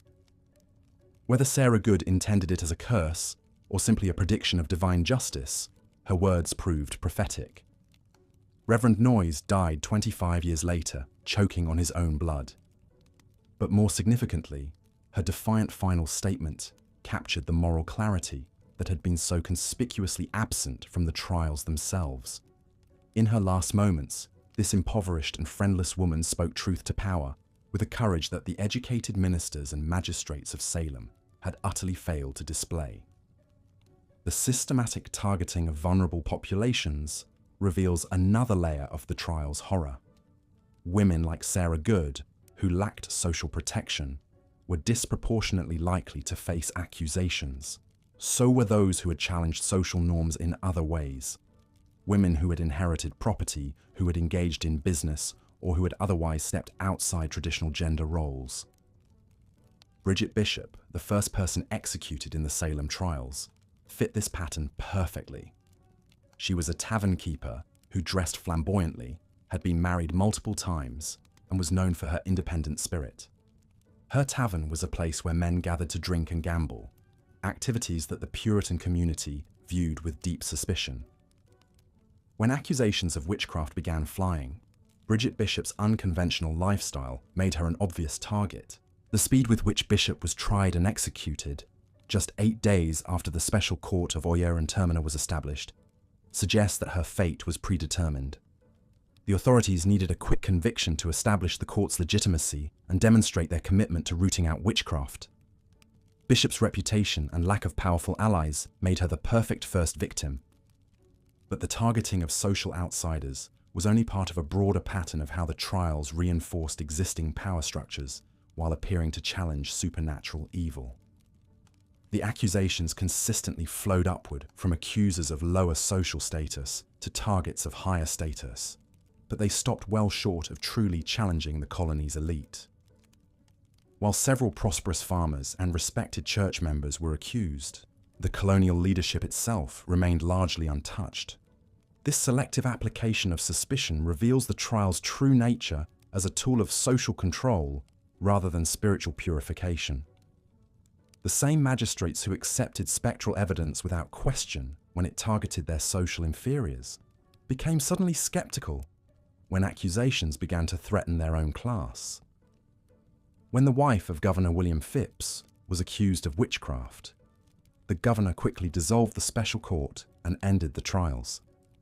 The economic dimensions of the Salem witch trials add yet another layer of calculation to what appeared to be spiritual warfare. The seizure of accused witches' property created powerful financial incentives for certain accusations. While the property of executed witches was supposed to be forfeited to the crown, in practice, much of it ended up in the hands of local officials and their allies. The case of Philip English illustrates how economic motives could drive accusations against the wealthy. English was one of Salem's most prosperous merchants, with extensive shipping interests and substantial land holdings. When he and his wife were accused of witchcraft, they fled to New York rather than face trial. In their absence, local authorities seized their property, effectively destroying English's business empire. Years later, when English returned to Salem after the trials had ended, he found his warehouses emptied, his ships sold, and his lands occupied by others. The accusation of witchcraft had provided a convenient legal mechanism for redistributing his wealth to his competitors and rivals. English spent the rest of his life trying to recover his losses through the courts. But the colonial government showed little interest in compensating the victims of its judicial atrocity. The targeting of Philip English also reveals how accusations could be used to eliminate economic competition. Salem was a rapidly growing port town where merchants competed fiercely for trade routes and market share. The witch trials provided an opportunity for unscrupulous competitors to eliminate rivals by questioning their spiritual allegiance rather than competing fairly in the marketplace.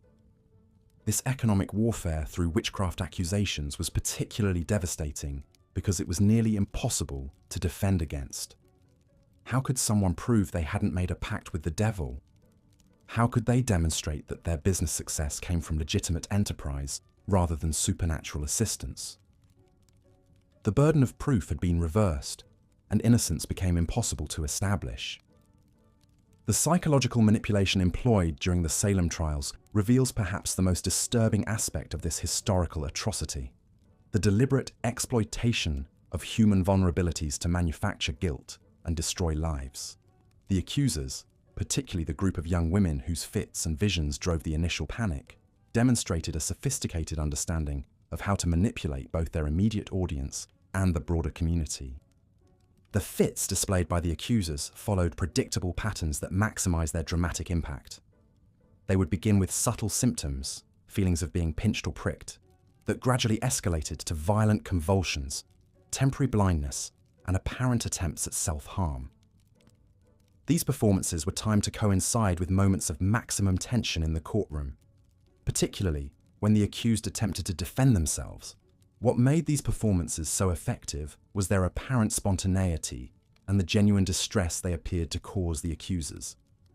But careful examination of the historical record reveals a level of coordination and calculation that suggests deliberate deception rather than supernatural affliction.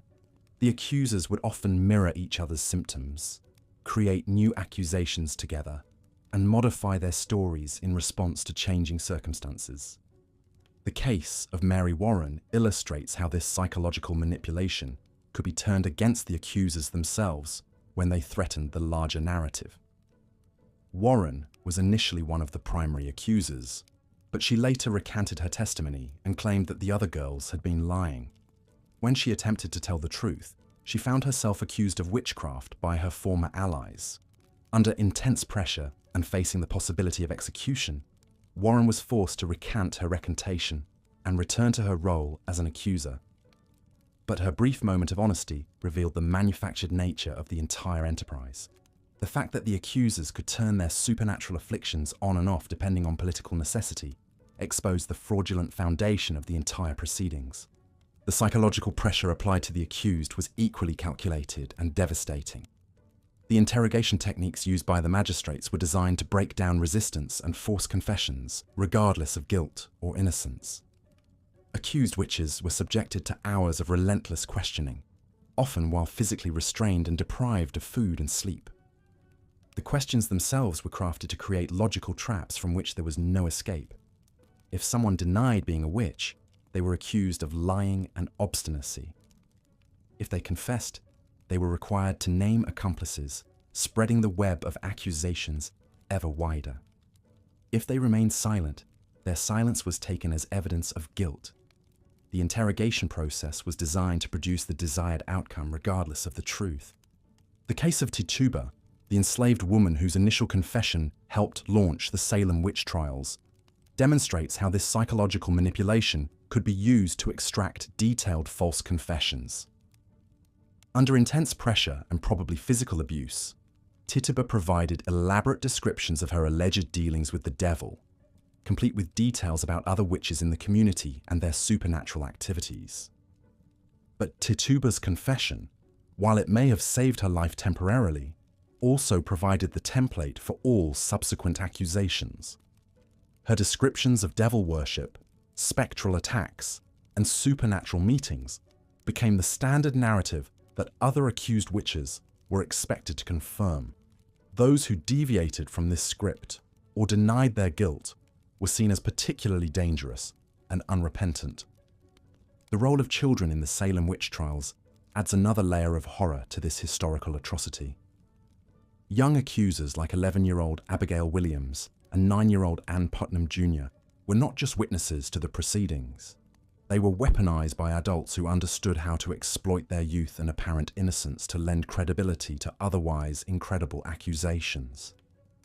The adults who coached and encouraged these child accusers bear responsibility for one of history's most cynical manipulations of childhood innocence.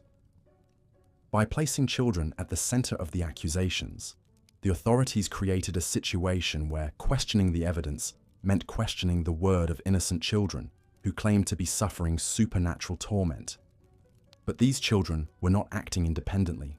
They were embedded in adult networks of rivalry and resentment that guided their accusations toward specific targets. Ann Putnam Jr.'s accusations consistently aligned with her family's economic and social interests, suggesting that her supernatural visions were heavily influenced by adult guidance and suggestion. The long-term psychological damage inflicted on these child accusers is difficult to measure, but the historical record suggests that many struggled with guilt and trauma for the rest of their lives. Ann Putnam Jr. was the only accuser who ever publicly apologized for her role in the trials, acknowledging in 1706 that she had been deluded by Satan and asking forgiveness from the families of those she had helped condemn. But by then, the damage was irreversible. 20 people were dead, countless families were destroyed, and an entire community had been traumatized by an episode that revealed the darkest possibilities of human nature when fear overcomes reason and justice becomes a tool of oppression. The Salem witch trials represent more than just a historical curiosity or an example of past superstition. They provide a chilling blueprint for how rational societies can descend into madness when certain conditions align, when fear overwhelms critical thinking, when institutions abandon their protective functions, when personal grievances masquerade as moral crusades, and when the vulnerable become scapegoats for broader social anxieties. The techniques of manipulation, coercion, and scapegoating employed in Salem have been replicated throughout history in different contexts and with different targets. The fundamental dynamics, the manufacture of evidence, the reversal of the burden of proof, the exploitation of fear and prejudice, the use of children as weapons, and the systematic targeting of the powerless appear again and again in humanity's darkest chapters. What makes the Salem witch trials particularly disturbing is not just their immediate horror, but their demonstration of how quickly and completely a community can abandon its moral foundations when gripped by fear and manipulated by those who understand how to exploit that fear for their own purposes. The transition from a functioning, if imperfect, legal system to a machinery of judicial murder happened in a matter of months, suggesting that the protections we often take for granted are far more fragile than we might like to believe. As we reflect on this dark chapter of American history, we must remember that it was not the product of ignorance or primitiveness, but of deliberate choices made by educated people who understood exactly what they were doing.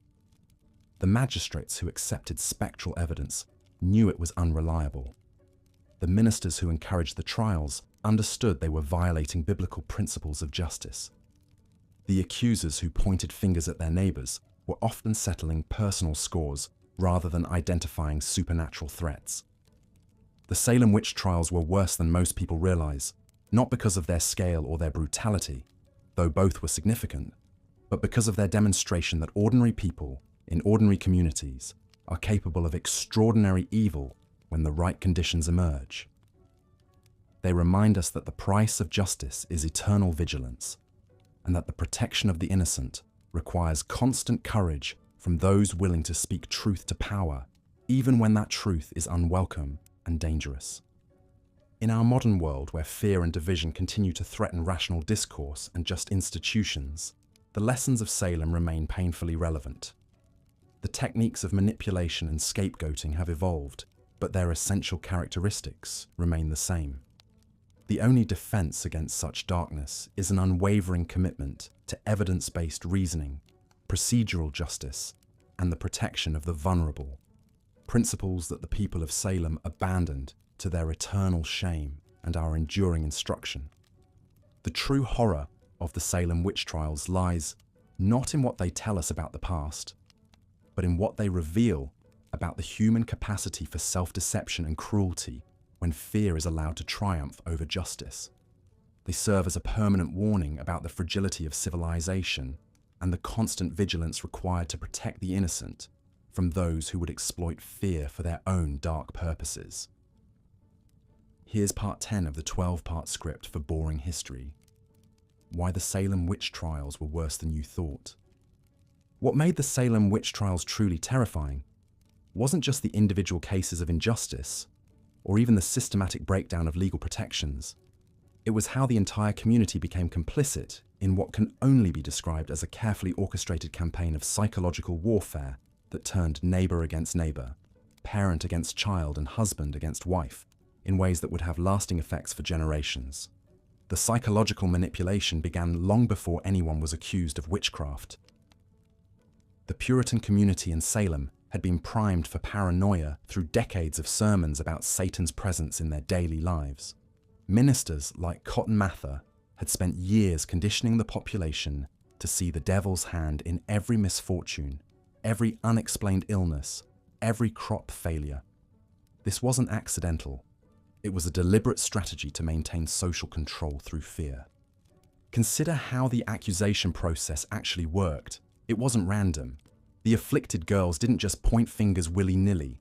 They were coached, encouraged, and rewarded for their performances. Each time they accused someone, they received attention, sympathy, and power they had never experienced before. These were young women in a society that gave them virtually no agency, and suddenly they held the power of life and death over adults.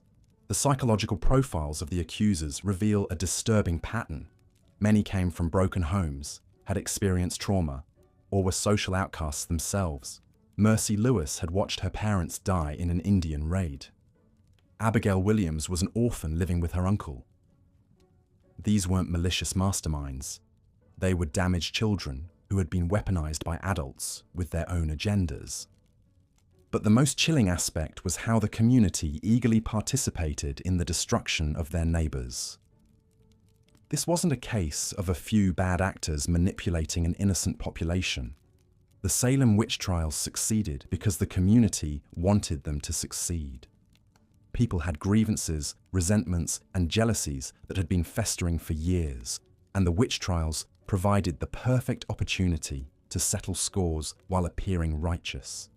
Take the case of Martha Corey, one of the most devastating examples of how the trials tore families apart.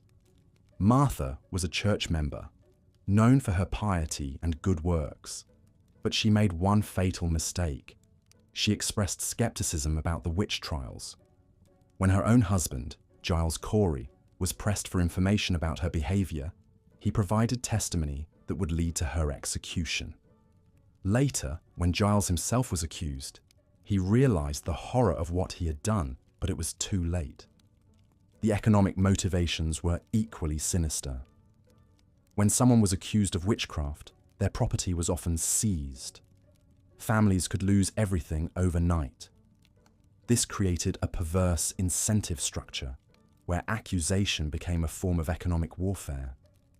Thomas Putnam, whose daughter was one of the primary accusers, had land disputes with numerous people who were later accused of witchcraft. Coincidence? Hardly. The trials also served as a tool of social engineering. The majority of those accused were women, particularly women who didn't conform to Puritan expectations. Widows who inherited property, women who spoke out in church, midwives who had knowledge of herbs and healing, women who were too independent or too outspoken.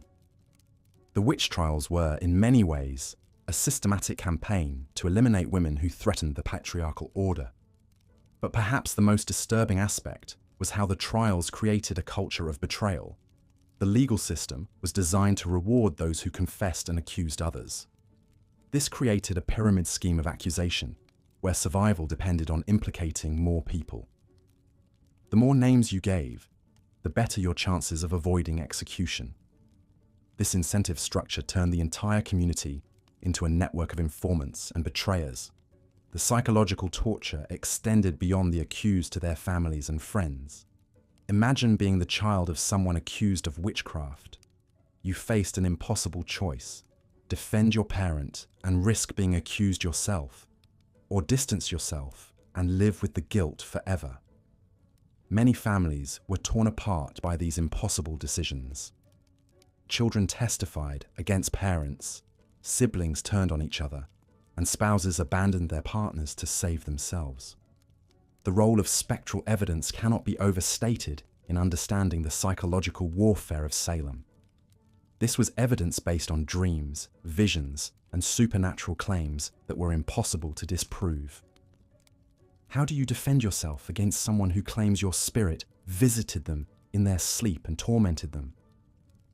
This type of evidence created a Kafkaesque nightmare where innocence became impossible to prove.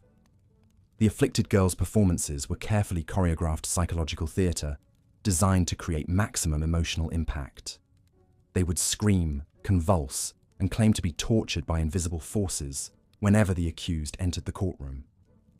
These performances were so convincing that even skeptical observers found themselves swayed. The girls had learned to manipulate the deepest fears and superstitions of their community with surgical precision. The witch trials also exploited existing social tensions and anxieties. Salem was a community under stress. They had recently experienced devastating Indian raids, political upheaval, and economic uncertainty. The witch trials provided a scapegoat for all these problems.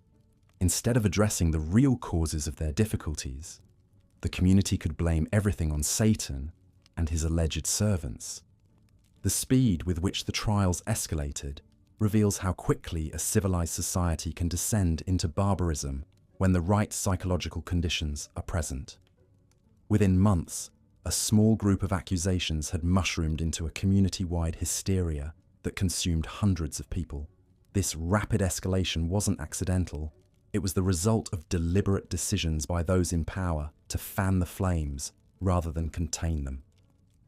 The interrogation techniques used against the accused were sophisticated forms of psychological torture. Sleep deprivation, prolonged questioning, threats against family members, and promises of leniency in exchange for confession. These methods were designed to break down the psychological defenses of the accused and force them to admit to crimes they hadn't committed. Many confessions were obtained through these coercive tactics. The social dynamics of Salem also played a crucial role in the trial's success.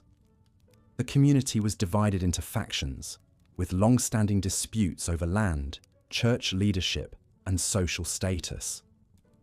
The witch trials became a way for one faction to eliminate their opponents while appearing to serve God. The accusations followed predictable patterns that aligned with these existing conflicts. The role of gender in the trials reveals the deeply misogynistic nature of the accusations. Women made up approximately 80% of those accused, and the vast majority of accusers were also female. This wasn't coincidental. In Puritan society, women were seen as more susceptible to Satan's influence and more likely to be tempted by witchcraft. The trials reinforced and amplified existing prejudices against women, particularly those who didn't conform to expected roles. The international context of the Salem witch trials is also important to understand. This wasn't an isolated incident, but part of a broader European witch craze that had been sweeping across the continent for centuries. The colonists brought these beliefs and practices with them from Europe, where tens of thousands of people had already been executed for witchcraft. Salem was simply the most extreme manifestation of these beliefs in the New World. The aftermath of the trials reveals the lasting psychological damage inflicted on the community. Families remained divided for generations. The economy was devastated as productive members of society were killed or fled. Trust between neighbors was permanently damaged. The social fabric of Salem was torn apart in ways that took decades to repair, if they ever truly were repaired. What makes the Salem witch trials particularly horrifying is how they demonstrate the ease with which ordinary people can be turned into instruments of persecution. The accusers weren't monsters. They were regular members of the community who became caught up in a system that rewarded cruelty and punished compassion. The judges weren't evil overlords. They were respected members of society who allowed their prejudices and fears to override their judgment. The Salem witch trials also show how quickly legal protections can be abandoned when fear takes hold. Due process, the presumption of innocence, the right to legal representation, these fundamental principles of justice were cast aside in the name of fighting an imaginary threat. Once these protections were removed, the slide into tyranny was swift and devastating. The psychological legacy of Salem extends far beyond the immediate victims. The trials created a template for how fear could be weaponized against unpopular groups. They demonstrated how accusations alone could destroy lives, and how communities could be manipulated into participating in their own moral destruction.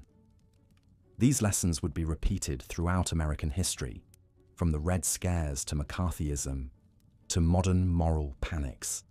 The Salem witch trials weren't just a historical curiosity or a cautionary tale about superstition. They were a masterclass in psychological manipulation, social control, and the systematic destruction of a community's moral foundation. They show us how quickly civilization can collapse when fear overcomes reason, when prejudice trumps justice, and when ordinary people become complicit in extraordinary evil. The most terrifying aspect of the Salem witch trials isn't that they happened 3 centuries ago, in a world we consider primitive and superstitious. It's how easily they could happen again. The psychological mechanisms that drove the trials, the fear, the scapegoating, the willingness to sacrifice others to protect ourselves, these are still present in human nature. The Salem witch trials serve as a permanent reminder of what we're capable of when we abandon our principles and surrender to our worst impulses. Understanding the psychological warfare of Salem isn't just about learning history, it's about recognizing the warning signs in our own time. When we see communities turning against vulnerable groups, when we see accusations without evidence being treated as fact, when we see fear being used to justify the abandonment of legal protections, we should remember Salem and ask ourselves whether we're witnessing the birth of a new witch trial. The victims of Salem deserve to be remembered not just as statistics or symbols, but as real people who suffered and died because their community failed them. They were tortured, executed, and destroyed by neighbors who knew them, judges who should have protected them, and a system that valued conformity over truth. Their deaths were not inevitable. They were the result of specific choices made by specific people who could have chosen differently. The Salem witch trials ended not because the community suddenly came to its senses, but because the accusations finally reached people with enough power and influence to fight back. When the wife of the governor was accused, when prominent ministers began to be targeted, only then did the authorities begin to question the system they had created. This reveals the class-based nature of the trials and how they were allowed to continue as long as they only targeted the vulnerable and powerless. Looking at your script summary and the reference materials, here's part 11 of your Salem witch trials series. Yet perhaps the most insidious aspect of the Salem witch trials was how they transformed ordinary neighbors into instruments of persecution.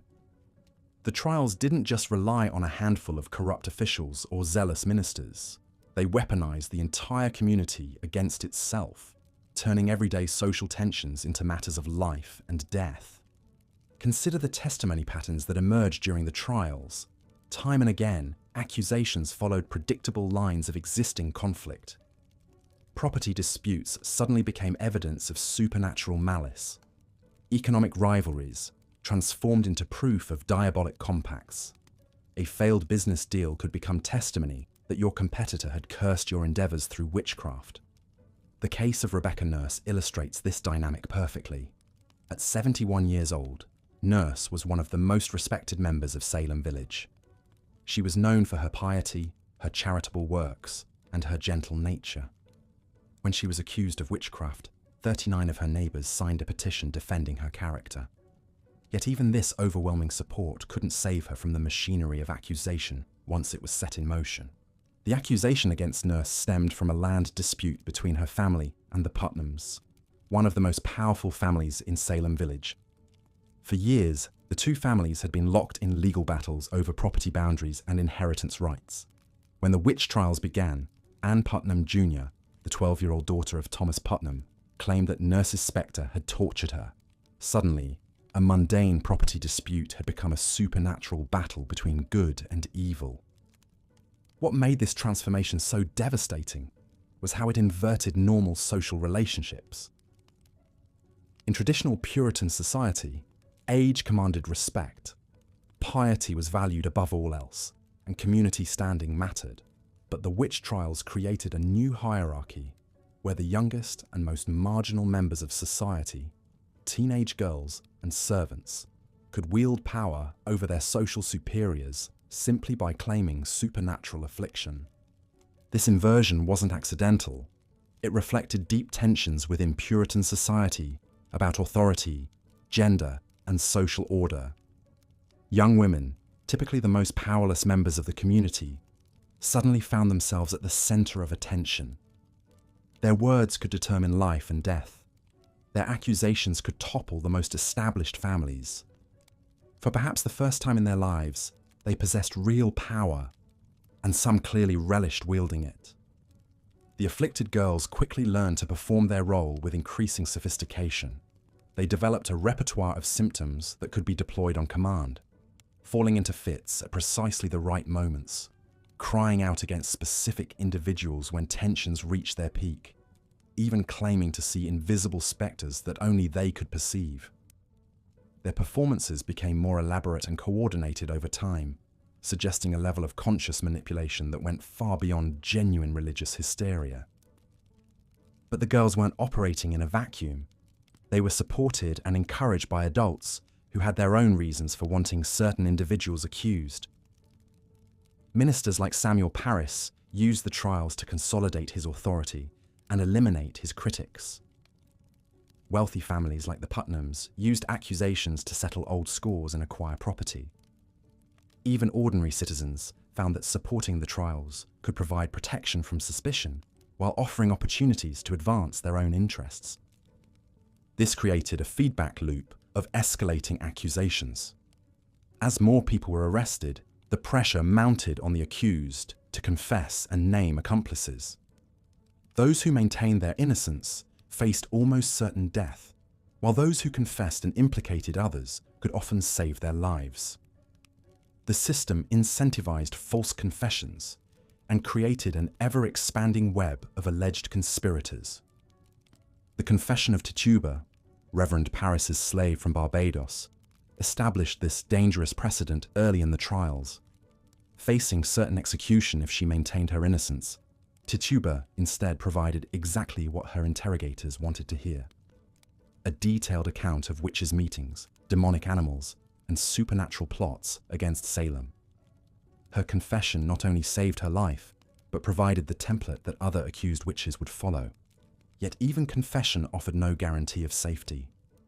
The trials had taken on a momentum of their own, driven by fear, greed, and the intoxicating power of accusation. As the circle of suspicion widened, it began to encompass individuals who had previously considered themselves untouchable. When the wife of Governor William Phipps was accused of witchcraft, the governor finally recognized that the trials had spiraled completely out of control. The Salem witch trials reveal how quickly a community can descend into collective madness when fear overrides reason and when institutions abandon their responsibility to protect the innocent. They show us how ordinary people can become complicit in extraordinary evil, not through sudden moral collapse, but through a series of small compromises and rationalizations that gradually erode the foundations of justice and humanity. Most chillingly, they demonstrate how persecution can become self-sustaining, creating its own justification and momentum. Once the trials began, questioning them became dangerous. Defending the accused invited suspicion. The only safe position was enthusiastic support for the proceedings, which in turn legitimized and accelerated the persecution. The true horror of Salem wasn't just that innocent people died, but that an entire community convinced itself that this slaughter was not only justified, but necessary. They transformed murder into righteousness, paranoia into piety, and mob violence into divine justice. In doing so, they created a template for persecution that would echo through history, from the witch hunts of early modern Europe to the ideological purges of the 20th century. The legacy of Salem reminds us that the capacity for such collective delusion lies dormant in every society, waiting for the right combination of fear, authority, and opportunity to awaken it. The trials ended not because people suddenly came to their senses, but because the machinery of persecution finally consumed someone too powerful to ignore. It was politics, not principle, that brought the madness to a halt.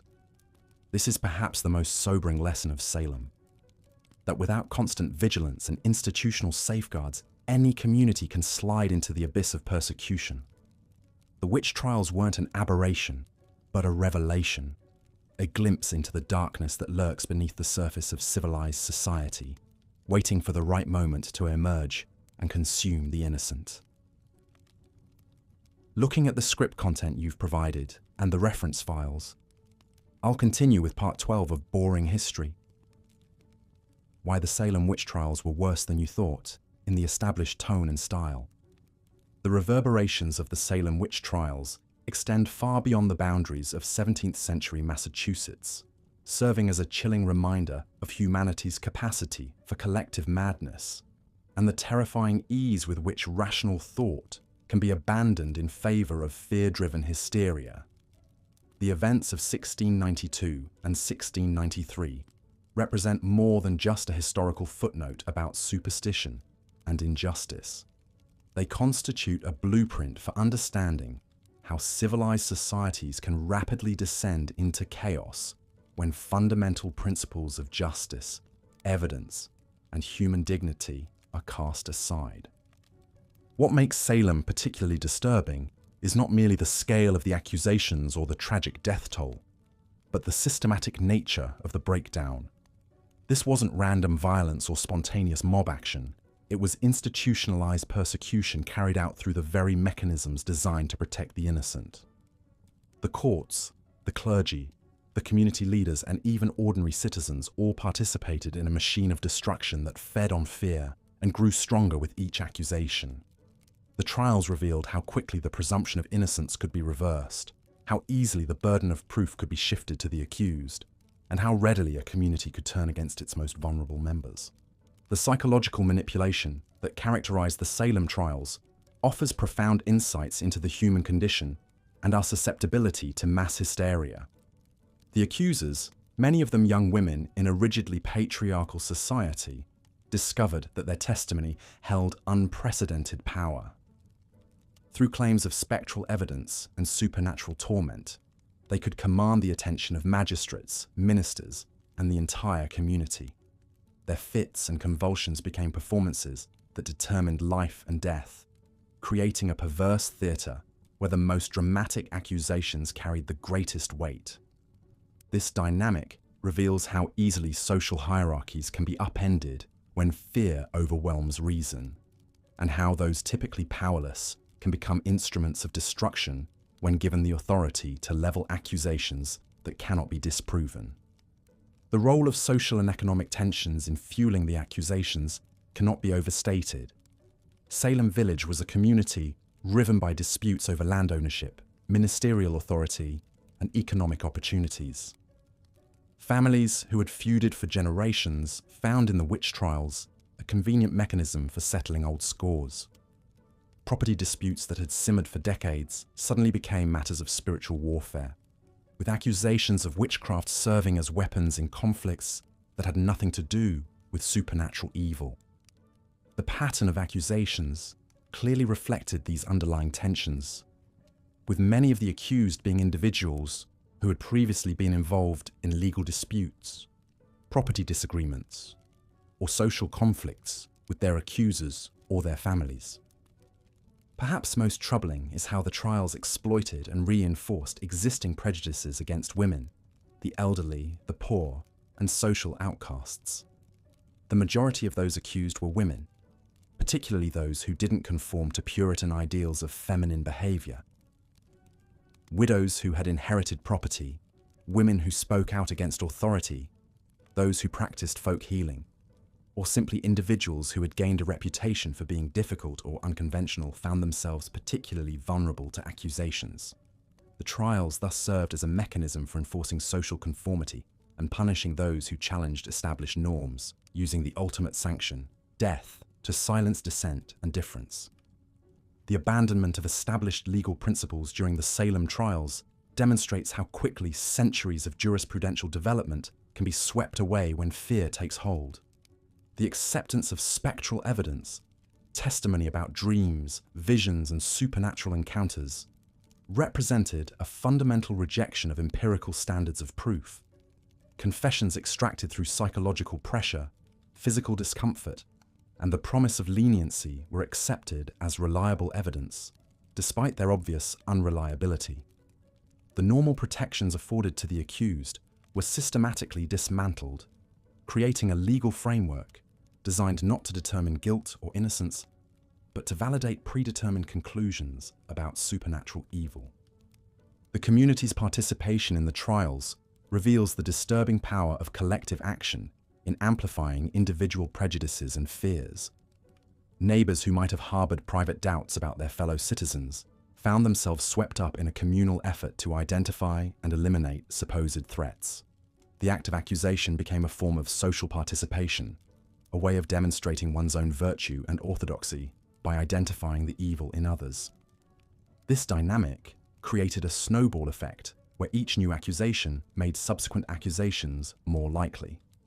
As the community became invested in validating its previous decisions and maintaining the narrative that had justified so much suffering, the economic incentives that drove the trials forward add another layer of cynicism to an already dark chapter. The property of the accused could be seized to pay for their imprisonment and trial costs, creating a perverse financial motivation for prolonging the proceedings. Accusers sometimes benefited directly from the destruction of their targets, inheriting property or eliminating economic competition. The sheriff and other officials profited from the fees associated with arrests, imprisonments, and executions. This web of economic interests ensured that the trials continued even as doubts began to emerge about their legitimacy and effectiveness. The role of religious authority in legitimizing and perpetuating the trials demonstrates how spiritual leaders can become complicit in persecution when they allow theological certainty to override compassion and critical thinking. Ministers who should have been voices of reason and mercy instead provided biblical justification for the proceedings, interpreting the trials as part of a cosmic battle between good and evil. Their sermons and writings created a theological framework that made questioning the trials tantamount to siding with Satan himself. This religious sanction gave the trials a sacred character that made opposition seem not just foolish but blasphemous. The eventual collapse of the trials occurred not through any sudden outbreak of rationality or compassion, but through the gradual recognition that the accusations had gone too far and were threatening individuals too prominent to be safely destroyed. When the accusations began to reach the wives of ministers and the relatives of magistrates, the community suddenly discovered the importance of standards of evidence and due process.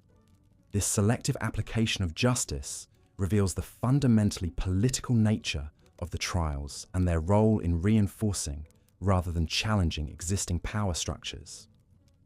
The aftermath of Salem was marked by a complex mixture of acknowledgement and denial that continues to characterize how societies deal with episodes of collective wrongdoing.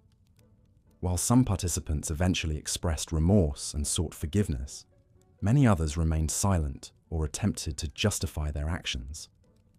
The community's efforts to move past the trials often involved minimizing their significance or portraying them as an unfortunate but understandable response to extraordinary circumstances. This pattern of partial acknowledgement and defensive rationalization would be repeated in numerous subsequent episodes of mass persecution and injustice.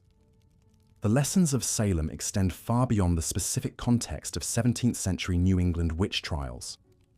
They illuminate the universal human tendency to seek simple explanations for complex problems, to find scapegoats for societal tensions, and to use fear as a tool for achieving political and social objectives. The trials demonstrate how quickly civilized societies can abandon their most cherished principles when confronted with perceived threats, and how easily the machinery of justice can be turned into an instrument of oppression. The relevance of Salem to contemporary society is both obvious and unsettling.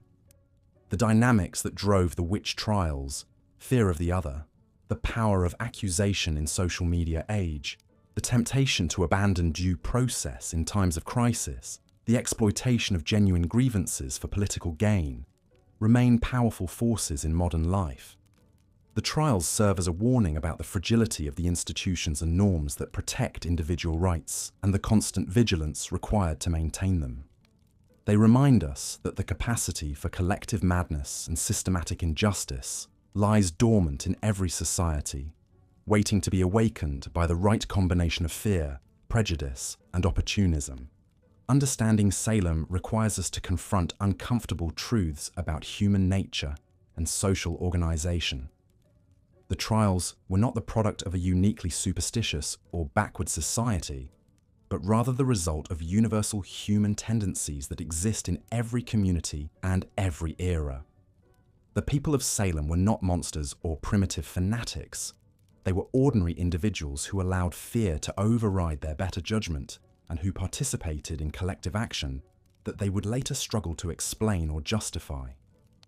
Their experience serves as a mirror in which we can see our own capacity for both cruelty and wisdom, our vulnerability to manipulation, and our potential for moral courage.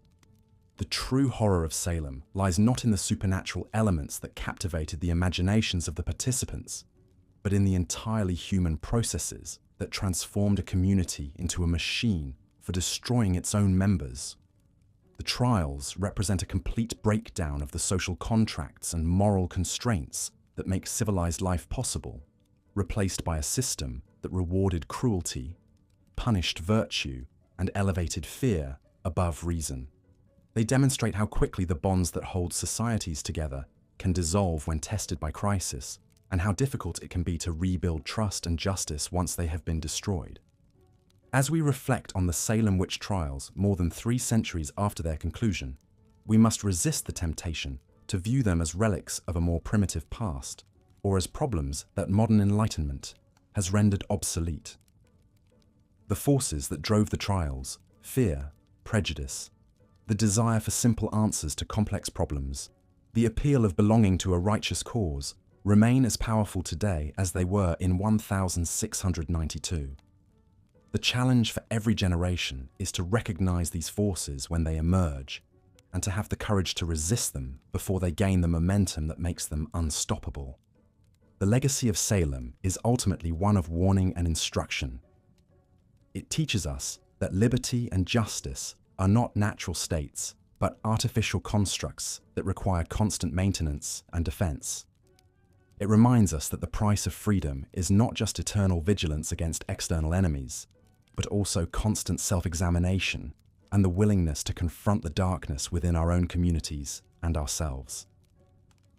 The victims of Salem died not just from rope and crushing stones, but from the failure of their neighbors to maintain the moral and intellectual standards that might have saved them. Their memory challenges us to do better, to be better, and to ensure that their suffering was not in vain.